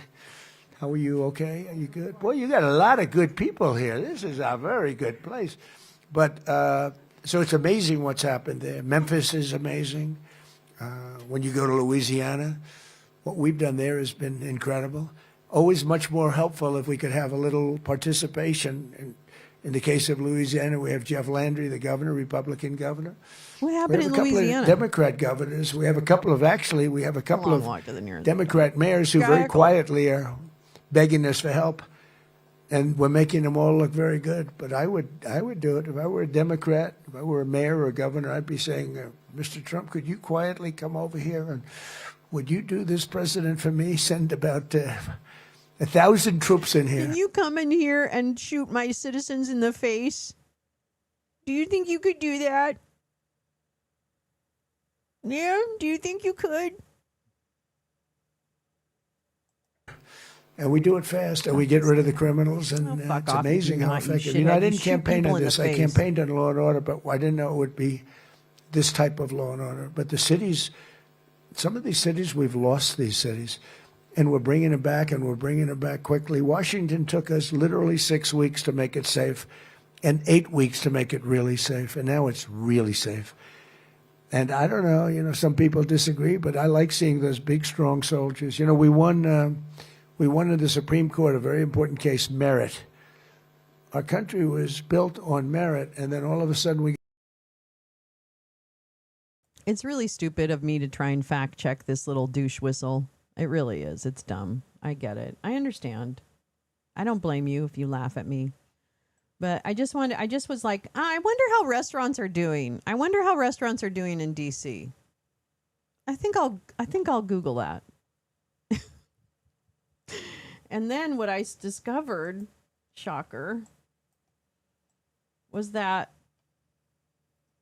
the headline from the local ABC News 7 is January 9th, 2026. This isn't an old story. January 29th, 2026. Are you listening? Record closures could hit DC restaurants as mom and pop spots struggle. Washington, D.C.'s restaurant industry is facing a grim start to the new year with record closures and fewer new openings, according to the Restaurant Association of Metropolitan Washington. In 2025, 92 restaurants closed across the city, up from 73 in 2024, and nearly double that number from 2022. That's right. If the trend continues, the city could surpass 100 closures by the end of 2026. That's right. That's right. Yeah. Meanwhile, openings have slowed sharply through November, when he was president. 109 new restaurants opened, a 30% drop from 2024. A 30. Yeah, just saying. Mm-hmm. Yeah, and only about half of those were mid-price neighborhood restaurants, the backbone of DC's local dining scene. We'll see faster casual, less service in restaurants due to the shortage of workers. Hi. It's the consequences of your actions coming to slam you in the face. So yeah, sorry. I'm sorry. He lies to you. He's lying. He lies to you all the time, and you just take it like a bitch. You just bend over and say, "Thank you, sir. May I have another?" And it's not even the fun kind of stuff. Butt stuff. It's the bad butt stuff. It's the not fun butt stuff. Just saying. We got away from that, and people with A averages and high college boards and everything were not able to get into colleges, and people that had C averages and low college boards were getting in. And, he's it's not attacking fair, DEI now. Yeah, our affirmative country is action based or whatever. on Yeah. merit. The whole concept and the whole system only works Because he on also merit. doesn't It understand. He also doesn't understand how DEI works. Okay? Let me tell you, as somebody who's hired people for decades, right? I ran things for like a couple decades. And I hired a lot of people, and I fired a lot of people.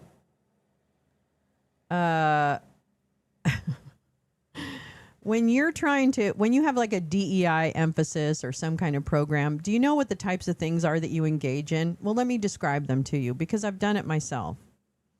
I've taken a hard look at the organizations that I've been with, along with other people in the organization, and said, are we doing the best we can to attract the best and the brightest? So no, it's not about merit per se, because all the people who come and the people that I hire have merit. Otherwise, I wouldn't hire them. Okay? But what I did in these organizations was look outside of the traditional recruitment routes. Okay? That's part of DEI, is to increase the pool of candidates that you have for positions. I might reach out to, young black science professionals of New York City, right? I might reach out to groups that are that have a lot of people who are interested in working in my industry, but who come from diverse backgrounds. Because traditionally what happens, and science has proven this, by the way, is that between algorithms that filter out foreign-sounding names or ethnic-sounding names or some bullshit like that, there are also people who just merely have such a bias inherently that they gravitate towards candidates that look like them, act like them, speak whatever. That's part of inherent bias. And to break those cycles, you look outside your purview and you say, am I looking in all the places that have the best talent? So this has nothing to do with DEI not having merit. That's a bullshit. DEI is a whole suite of efforts to increase who you're looking at to build your team. Then it also provides tools when you have a team to acknowledge people. You have a way to acknowledge people and where they come from and what their experiences in the workplace might be. And I'm all for understanding how other people might experience a workplace if it is different from the way I experience that workplace, because that makes me more able to respond to their needs as a manager and to make sure that people work with dignity and respect and have a calm and supportive place to work for everyone. So I am always choosing the best and the brightest. I'm not settling if I choose a candidate that comes from a different recruitment pool or something. I'm not settling. That's fucking racist. If you think that, if you think DEI is settling, you need to check your racism. Sorry, I know this is hard. This is hard truth. I get it. But you can't live in your bubble because that's not the world around you. Oh, I'm sure I've lost the chuds a long time ago. But I'm telling you that this is DEI is actually it should have been very, very fucking sad for this country the way that they've gone after and how early they went after DEI as if it's some kind of patronizing bullshit. No, it's about learning about each other. It's about creating a work environment that welcomes everyone. That's what it is. Damn, man. People are so fucking dumb. And they just fall back into racism, like total racism. Yeah, Christopher Rufo, the same CRT bullshit. The guy who starts those concepts and makes them light like fire. Disinformation, I'm telling you. If we don't address disinformation in this country, we're already fucked, so I don't even know. I guess the horse left the barn, but... On anything else. Anything else. And our military works now on merit. And when Going you to see sleep now. the soldiers in the street in Washington or in Memphis or in New Orleans or in some of these places, including Chicago, would that be the soldiers who got shot? Would that be the young woman who got shot and died? Is that how safe it is? Is it safe for the National Guard who are there, sir? You know, the people who got shot? Because we have an inept intelligence community now that can't even tell when people are coming to shoot our soldiers in the face. Down in Chicago, despite the fact that we have an idiot governor and a mayor very low IQ person. Well, really? You think the mayor is low IQ? I don't understand how you would say that. And why would you say that? Oh, wait, is the mayor a black man? So are you telling me that you think because he's a black man that you think he has an inherently low IQ? Why are you using that? Because there's no reason to believe that the mayor of Chicago has anything but a very, very adequate and likely much higher IQ than any of us. So I don't know what you're saying, but it sounds kind of racist-y. 100% tariff on Chinese EV in the U.S.? Well, wait a minute. Wait, Lee. 100% tariff on Chinese EV in the U.S. Okay, I'm sorry, because I was thinking about Toyota and their $10 billion and the fact that that money is going to build EVs. And so I was like, well, wait a minute. So there's a tariff on the EV, whatever. Can we buy Chinese EVs in the U.S.? Can we do that? I didn't even think we could. Anyway. All right. Low IQ person. And it's amazing. You have Thank these you. wonderful, beautiful IQ black really women is. with Make America Great Again, MAGA caps on. They're all over Chicago. They want MAGA to come in. And we went in a pretty quiet way as opposed to the way we did it in Minnesota. You know, in Minnesota, we took out over 10,000 hardline criminals, people with big convictions that came Show in me here your that data. shouldn't be here. Show me your data. Show me your data. To countries. In some cases, we bring them to jails because if you bring them back to the country, they'll find a way, despite the strong borders, they'll find a way in. Because a lot of them are really evil, but they're not stupid. So we're doing a real job. The country's the hottest country anywhere in the world. The best place to invest. The great big beautiful Where is he bill at? is incredible. Is he at a You get rally? that Oh, no, 1-year he's at the World deduction, you build Economic something Forum and in you take the whole Switzerland. thing down. And I always said that's what made my first term so successful, because I mean, people were buying things. I have a friend bought an airplane. He never used it. He just bought it. He said, I deducted it. He's on the plane. I think he's got, Steve, you could buy it. He's got about 4 hours on the plane. It's been 3 years. I think he's got to be a great plane to buy, actually, because he'll never use it. But it really spurred people to do things and do projects that they really would have delayed or held. And the beautiful thing about the great big beautiful bill, the one that we just did, is over there you had a 2-year window to do it. Now we have a 10-year window, which I hate to tell you because people will take their time. So in one way, I didn't want that. I call that not good, but it is good ultimately. Think of it, it gives me a chance to use it if and when I ever get out of this position. There's a big question. It gives me a chance to use it. Otherwise, I'd be precluded. That would be terrible, right? But it's 10 years, but you're able to, you build something, you build a factory, you write the whole thing off 1 year. Nobody's ever thought that was possible. Okay, he's bragging right now about the big ugly bill, and this is actually the real crux of his economic boondoggle, by the way. I just want to tell you, this is really the end. Get this, folks. Get this.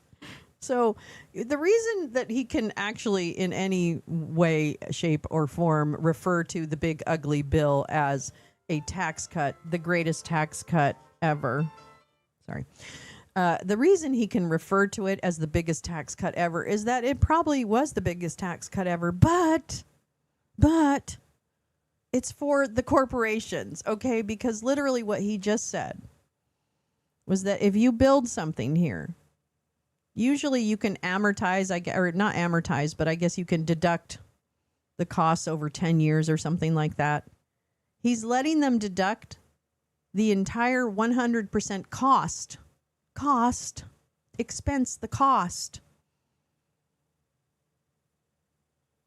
of building 100%.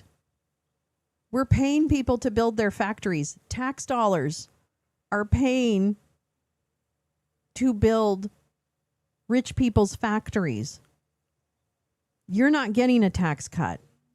Do the math. And you're paying tariffs. Fun fact, well, not you, all of us. We are paying tariffs. I just really can't, and I cannot stress enough how cuckoo bananas this is. Now, I constantly ask myself the question, why don't people like the donors for GOP try and stop this mess from happening, this self-inflicted wound that we've caused ourselves given this fucking idiot and his band of merry men? But I realized then that the donors are fine with this. Peter Thiel this is what he paid for, folks.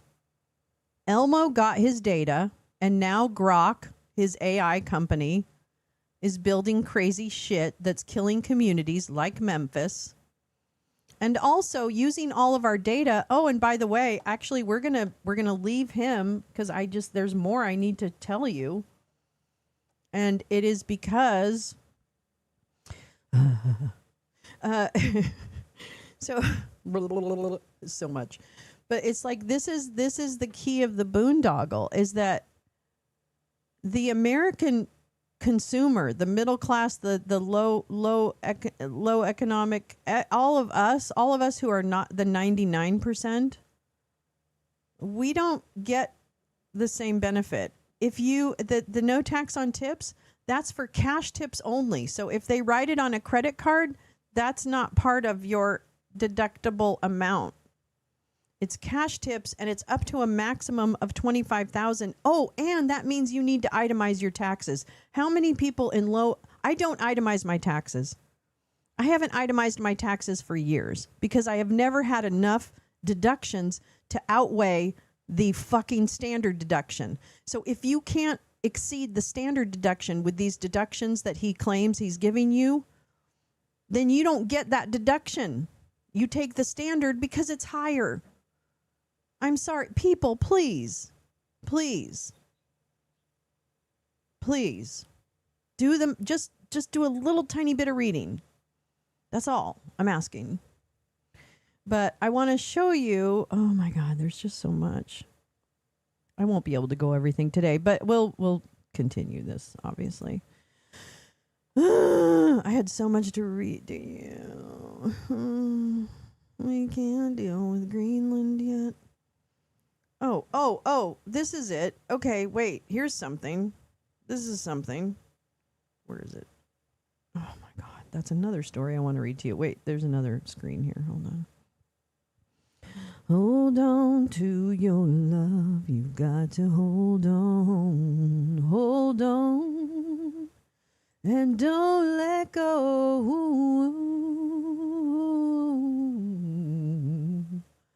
Oh, wait, where is it? Fuck, man. Come on, babes. Don't let me down. Don't let me down. Don't let me down.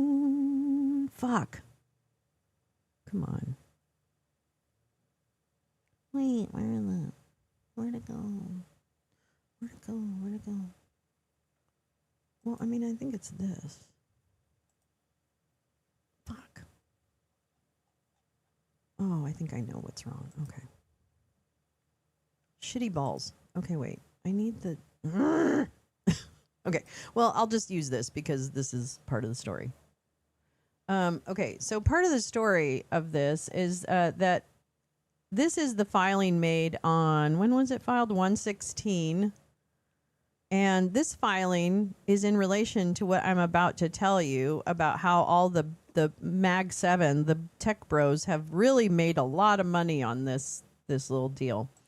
So this is a filing, United States District Court, District of Maryland, American Federation of State, County, and Municipal Employees, AFL-CIO, et al., against the Social Security Administration. It's a case that was brought. Here we go.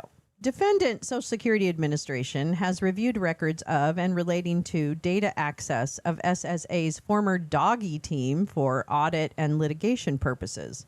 Based on its review of records obtained during or after October 2025, SSA identified communications, use of data, and other actions by the then SSA doggy team that were potentially, how do we say, outside of SSA policy and or non-compliant with the district court's March 20th, 2025 temporary restraining order. Yikes. SSA notified the undersigned Department of Justice attorneys, our buddies, on December 10th of its concerns. Interesting.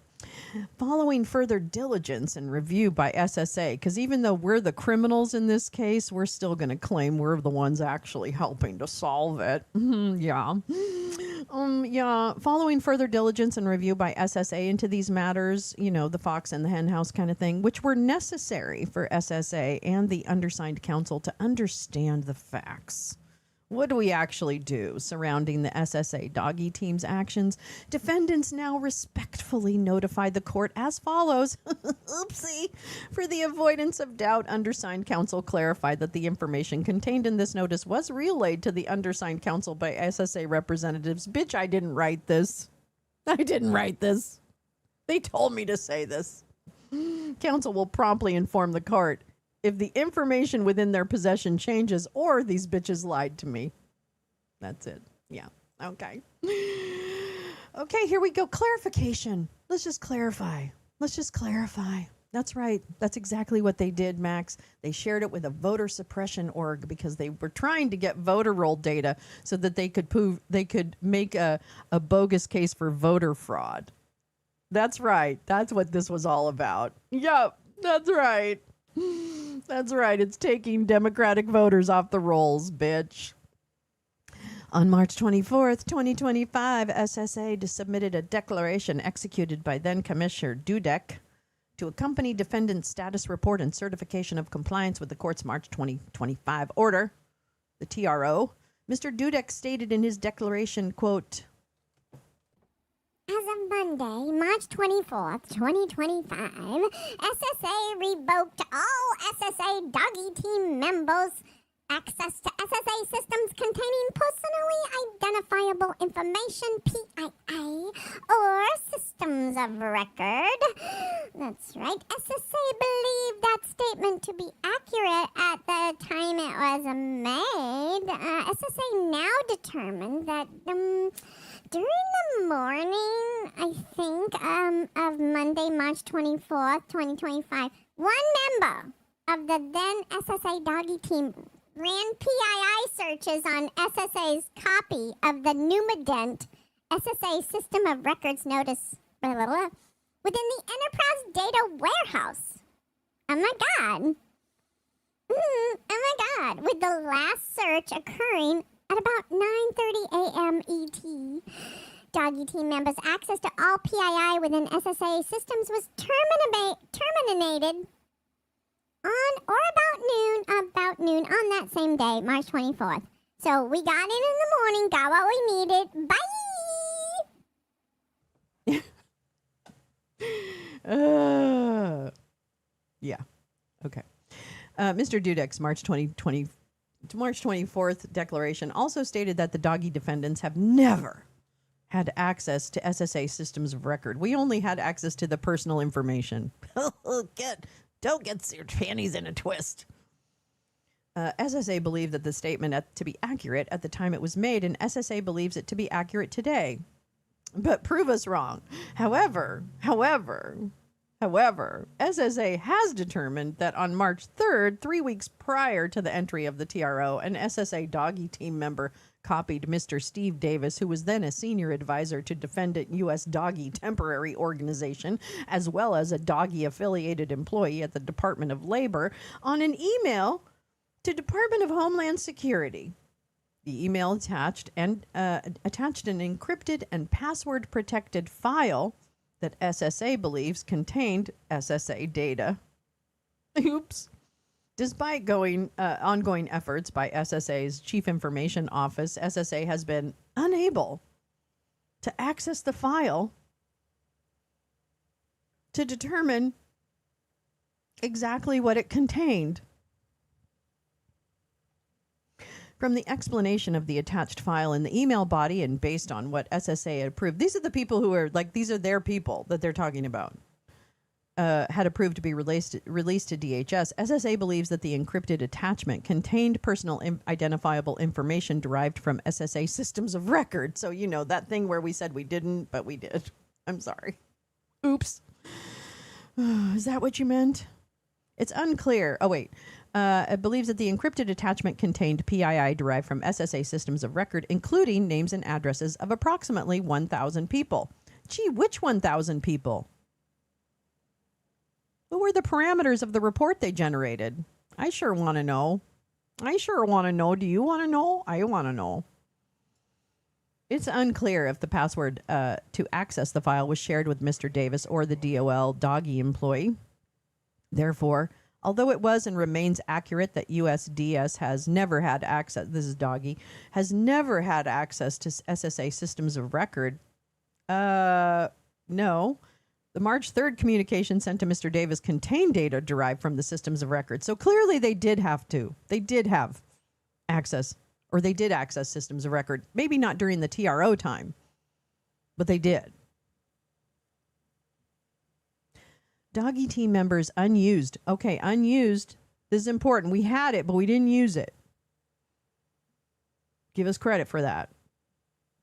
Yeah, there's doggy everywhere.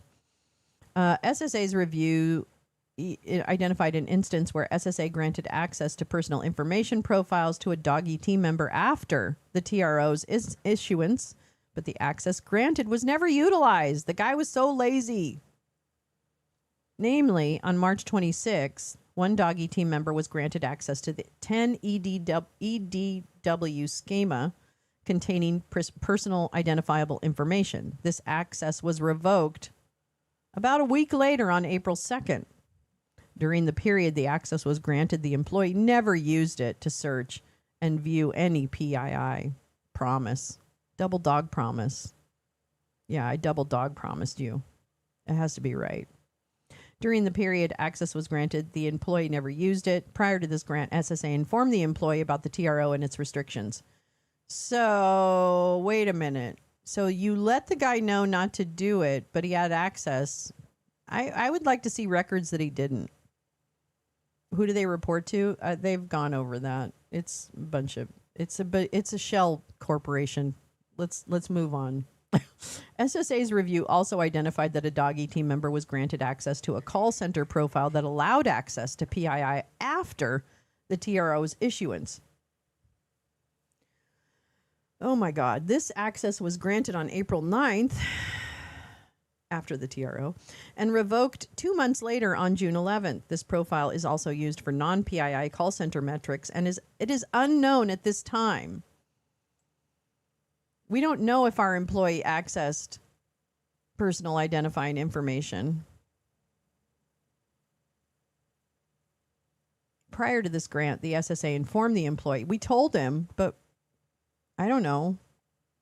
We don't know. 2 months, whatevs. Systems of record. Okay. On March 12, 2025, SSA submitted a declaration executed by SSA's then Chief Information Officer of the Office of Chief Information Officer Russo to accompany defendants' opposition to plaintiff's TRO motion. At paragraphs 7 through 17, Mr. Russo described the SSA systems of record to which members of the Doggy team had been granted access. SSA believed those statements to be accurate at the time they were made. SSA has now determined, on second thought, that the following additional systems access was in effect as of March 12th, but terminated before the TRO. Okay, before the filing. All right. 3 Doggy team members were granted access to a system containing SSA employee records. Employee records. 2 Doggy team members were granted access to a system containing personnel access information to ensure terminated employees were unable to badge into the building or access. I mean, that's, I guess, normal, but 6 Doggy team members were granted access to shared workspace that would have allowed Doggy team members to share data to which the employees had been separately granted access for fraud or analytics reviews. Okay, so it sounds like you actually had people who were supposed to be by function separated, but then they were put in the same room. So that just kind of defeats the whole purpose of having like a check and a balance, you know? Yikes. 2 Doggy team members had access to a data visualization tool that could connect to other data sources, which could provide access to PII. Yeah, that data visualization pulls data from databases in order to visualize. 2 Doggy team members had access to additional EDW schemas beyond those reported as of March 12. I don't know what schemas are. Also in his March 12th declaration, Mr. Russo attested that the overall goal of the work performed by SSA's Doggy team is to detect fraud, waste, and abuse. God, they all love those 3 fucking words. So dumb. Don't they realize how stupid they sound? I don't get it. In SSA programs, and to provide recommendations for action to the acting commissioner of SSA, the SSA Office of Inspector General, and the Executive Office of the President. Further, in defendants' TRO opposition, they argued that the Doggy team had a need to access SSA records because the Doggy team exists under the executive order to modernize technology and to maximize efficiency and productivity. I have never had a systems person demand that they see my data. They might need to know the data fields, right? I've fucking built APIs. Like, I fucking have done this. Like, Jesus Christ. I know exactly what it takes to do like a database project. And I'm going to tell you right now, you don't need to know the data. You need to know what the data label is and how that data interacts with others. I mean, fucking hell. This is so dumb. They really are counting that people are as dumb as they are. Oh my God. Okay. SA believes that, however, we believe these statements to be accurate, but we lied. SSA determined, i.e. is fessing up, that in a recent review that in March 2025, a political advocacy group contacted 2 members of SSA's Doggy team with a request to analyze state voter rolls. Who is it? Do we know who the advocacy group is? Wait, here we go. We just got a work email saying no tax on overtime is good up to $12,500 for single, $25,000 for married. So you can make more money if you're married. That sounds fair. Yeah, exactly. It's always been. Fucking tax code's built for married people. Come on. I've been screwed my entire life, basically. Okay, let's see. Which advocacy group was this? Do we know which election group it was? Was it Clita's? Clita Mitchell? Was it little Clita Mitchell? The advocacy group's stated aim was to find evidence of voter fraud and to overturn election results in certain states. Wait, who the fuck was it? Email communications reviewed by SSA suggest that Doggy team members could have been asked to assist the advocacy group by accessing SSA data to match the voter rolls, but SSA has not yet seen evidence that SSA data were shared. Oh, so we're not saying they didn't share the data. We're saying we don't have evidence that they did. Wow, that's really squirrely. That's super squirrely. That's super squirrely. Yikes. Okay, let's see. Oops. Oh shit. Okay. In late December 2025, SSA made 2 Hatch Act referrals to the U.S. Office of Special Counsel related to the activities described in this Section 5. In March 2025, declaration submitted in support of the defendant's opposition, blah, blah, blah, blah, blah. SSA's then Deputy Commissioner of Human Resources, Felix Lawson, stated that the members of SSA's Doggy team had all completed privacy and ethics training. Yeah. True the vote? Was it really, Max? Was it really True the vote? I thought they were in jail. I don't know why. I thought they were in jail. I guess I'm wrong. ECF. Further, Ms. Felix Lawson explained each of the detailee agreements contained terms clarifying that detailee must not make unauthorized disclosures of SSA information and that detailee must follow SSA rules and policies while working for SSA. Well, we all know how those little online ethics exercises might go for certain people. Wow, True the vote. Fucking hell. Wow, they're like legit. They're like the legit operatives, right? Like they're not just some fly-by-night, fucking Garland Favorito. Oh no, they're the professionals. They also have been found in court of lying. Oh, Jane, we're watching it tomorrow. Oh, I have Jack Smith all teed up, baby. Don't you worry about it. I got you covered, girl. Oh, I got you covered. I'll be here, bright and girly. Anyway, so you kind of get the point that the SSA just had to admit that their Doggy team members broke the TRO. And there's a great story, and I can't remember what it is. Yeah. Shit. I had it. I promise you. I had it. Where is it? Na na na na na na na na na na na na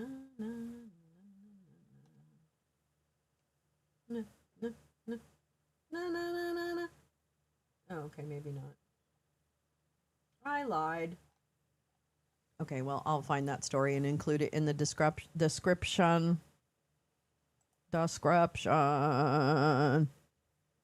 I'm going to read finally for you a little Jim Stewartson.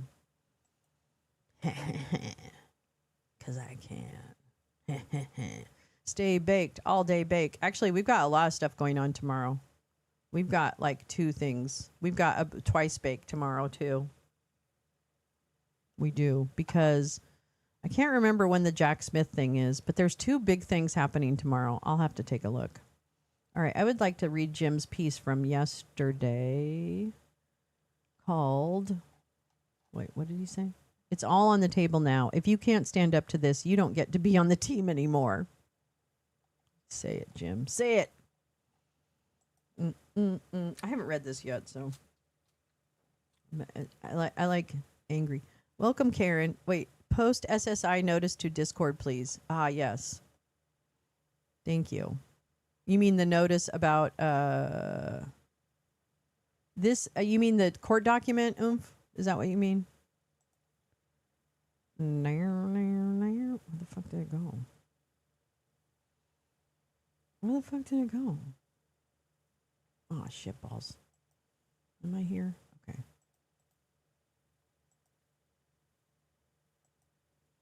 Okay.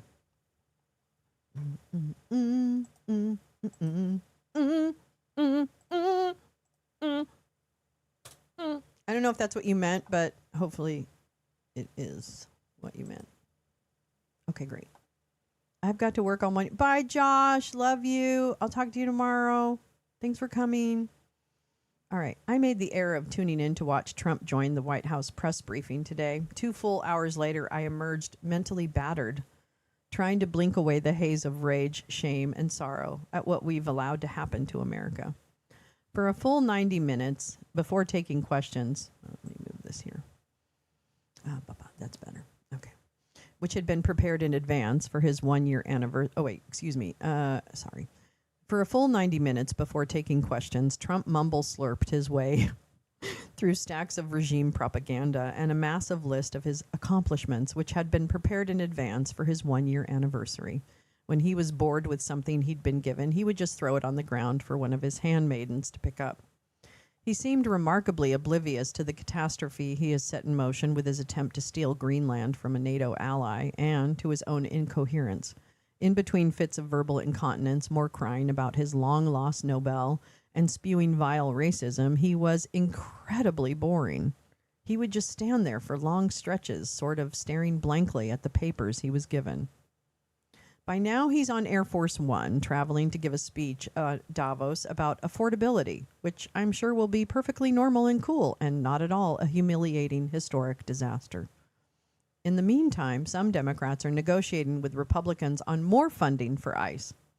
Despite the continuous stream of reporting of constitutional violations, citizens being arrested, detained, and harassed, and protests being violently suppressed in Minneapolis. This is unacceptable. Everything is on the table now. The enemy has shown their cards. The die is cast. Pick your metaphor. There's no more negotiating. The majority find ourselves under attack by a deviant cult that wants permanent power over half the planet and is willing to destroy the existing world to get it. If you're still playing politics in this scenario, you don't get to be on the team anymore. Sorry. American citizens should primary every Democrat that voted for a Trump nominee, still talks about bipartisanship, took money from AIPAC, is unable to say abolish ICE, or promotes AI, crypto, or fucking abundance. They need to pick a side or get out. The time for appeasing, compromising, or negotiating with Republicans and oligarchs is over. The tolerance for ignorance about the techno-fascist threat must be zero. Politics and institutional democracy has been rendered inoperable. Everything is on the table now. America is a failed state, and Democrats let it happen. They must either offer something different than what got us here, or get out of the way. Prosecute everyone who committed crimes in the Trump regime. Abolish DHS. Shut down the GOP. Tax billionaires out of existence. Clean out SCOTUS and rebuild it. Nationalize social media and AI. Deliver actual universal health care. Cut the military budget in half. Save the planet. Timidity, incrementalism, and compromise are cancer in this environment. The enemy has jailbroken America, hacked its operating system, and turned it into an attack zombie against its own people and allies. With a lot of effort and sacrifice, we may get one more chance to swing the pendulum back. And if we do, it needs to swing back very, very hard. It's not the same America anymore. Everything is on the table now. It's time for everyone who claims to care to act like it. Oh, beautifully written, Jim. Beautiful. That's fucking beautiful. Oh, I didn't even show it to you. Oh my God. I'm sorry. I thought it was on the screen. Well, I just read it to you. I'm so sorry. Let me go ahead and show it to you. Oh my God. All my great plans. Ruined. Ruined. Ruined, I tell you. Ruined. Where am I? Is it here? No. I don't even know where it is anymore. There it is. This is what I was reading. I'm so sorry. I really thought it was on the screen. I had it in front of the screen, and then everything just went kerflooey. Okay. But then you get the point. Sorry. Welcome to the show. Welcome to the show. Welcome to the show. Karen, what happened? Please throw a pity party for me. My foot hurts. I got a cortisone shot. But for your fasciitis arch to try and shrink a big lump on the tendon. Oh my God, girlfriend. Can I tell you honestly, I have had this because I have psoriatic arthritis, and when it was undiagnosed, I had neuromas in my feet, and I got cortisone shots, and first of all, the shots hurt so bad. They do provide relief, but for me, because it was arthritis, they didn't provide relief for a long time. I hope this goes away so fast, Karen. I am throwing you the biggest pity party because I understand exactly how much that hurts. That is incredible pain. Oh, Karen, I'm so sorry. I hope you get amazing relief. Yeah. If it's not something that's injury, I had to ask my doctor. I said to my doctor, I have psoriasis like on my scalp, and I had been seeing a dermatologist. And then I had problems in my feet, like they were very painful to walk on. I was on a cane and everything. And this was before I was diagnosed with psoriatic arthritis. I literally said to my fucking doctor, do you think this is psoriatic arthritis? Because my nephew has that. And I have same symptoms as he does. And she's like, oh my God, that's exactly what it is. And I'm like, are you fucking kidding me right now? Are you fucking kidding me right now? Anyway, so I ended up going to a rheumatologist, and the rest is history. What's going on in Willowbrook, California? I don't know. Let's find out. I don't even know where that is. California. Federal agents involved in shooting at Willowbrook promoting massive response. Oh, wait a minute. 2 hours ago. Here we go. Hold on. All right. Mm-hmm. That's an ad. Okay. Willowbrook, California. This is KABC 7. A federal agent opened fire during an operation Wednesday morning in Willowbrook, prompting a large response from local and federal authorities.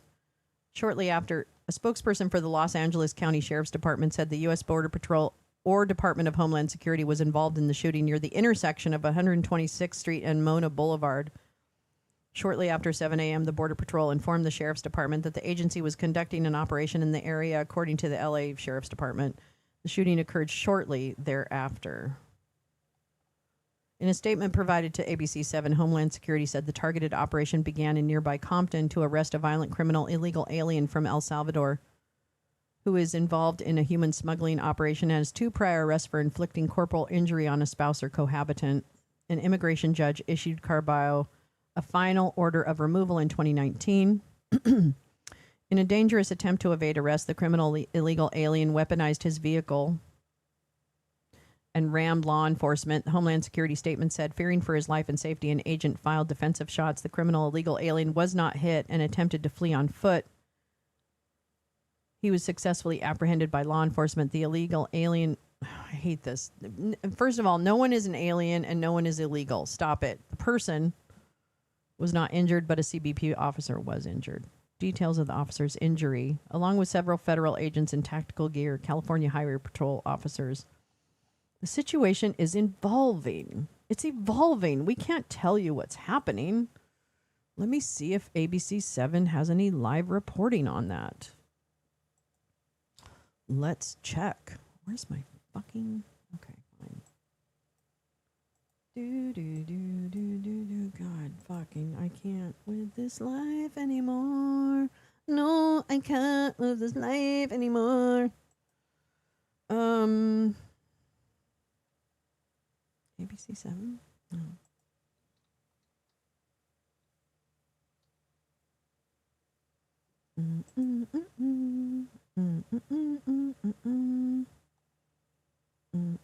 There is, however, a car chase.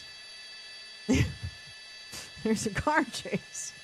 There's a slow car chase right now in Monterey Park, but I don't see them covering covering the shooting at this point in time. So there's no live coverage.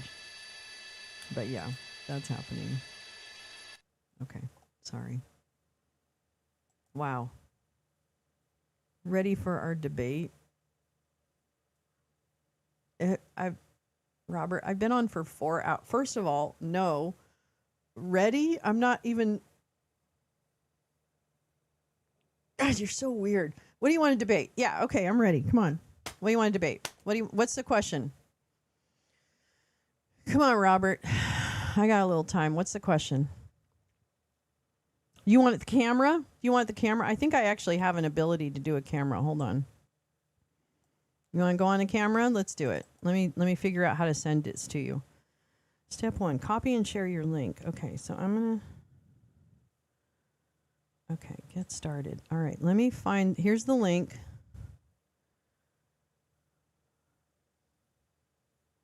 Oh, where's my thing? Come on, let's do it. You want to do it? I can't wait to hear what you want to debate about. I'm not really sure what that's all about, but let me see. Where's my... Damn it, where's my fucking live chat?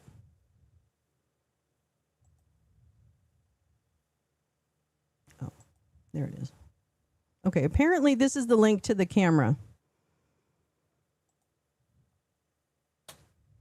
Hit that and see if it works.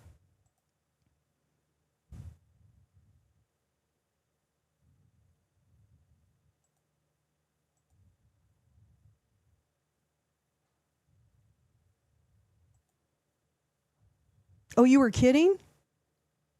Oh, you were kidding? Oh, so you didn't have anything to actually say to me?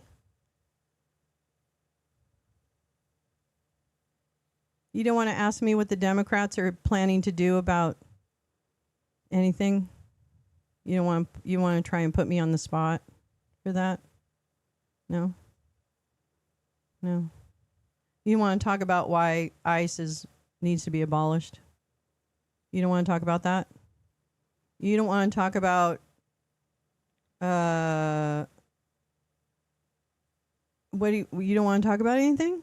I thought you were just all hot and bothered to debate me and really shut me the fuck up. What's the matter?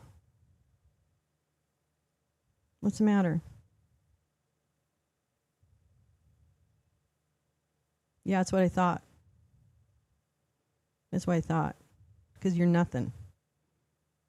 You're nothing. You got nothing. You got nothing.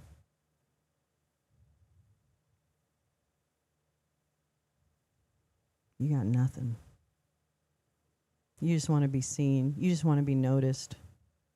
No, you're not a scheduler. You're not. You just want to be noticed. You just want to be important. You used to drop people's names in your titles so that you would get attention. That's how pathetic you were. That's how pathetic you were, Robert. You used to put an Anarchy Princess's name in the title of your live stream so that you would get attention from people. You are literally a pathetic human being. Oh, you didn't hijack shit. I'm making the choices here, bitch, not you. I'm just telling you who you really are. And yet, look at what you've done. You backed out. You backed down. You backed down. You ran. Because you're pathetic. So go be pathetic somewhere else. Yeah, it's pathetic. And it was always pathetic. So go bother someone else. Go pull on someone else's apron strings. I have work to do. Well, you're pretty simple, Robert. I don't know. You don't prove to me that you're any less simple than I have observed you to be. So the minute you do something that makes me not think that you're simple, I'm all over it. But so far, what I see, simple and scared. Good comeback. You have a nice day, Robert. Why don't you go read something? That's a good idea. Anyway, thank you so much for coming to my show. Thank you so much for coming to my show. Yeah. All right. Look on the bright side. Donald Dump is bringing prescription. God, Jim, you're right. What about that? What about that?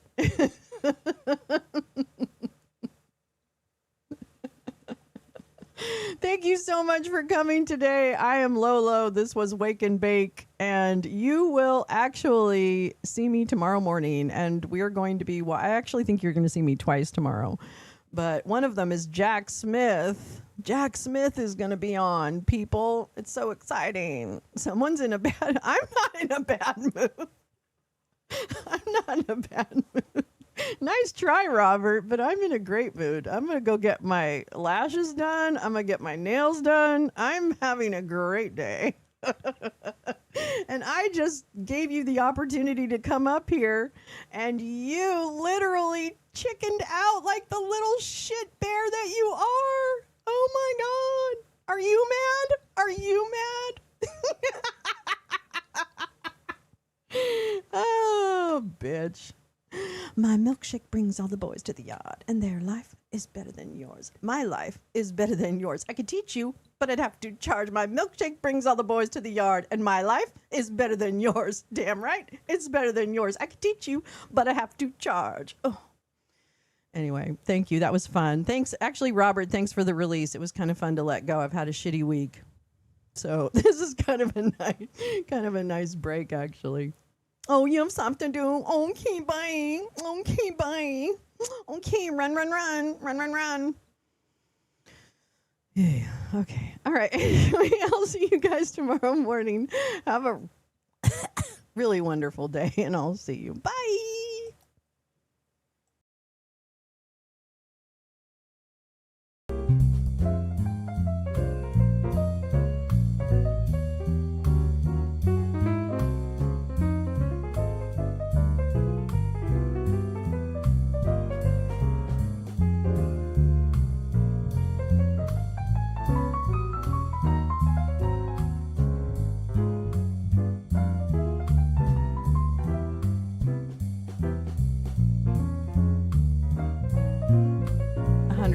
Josh, 100%.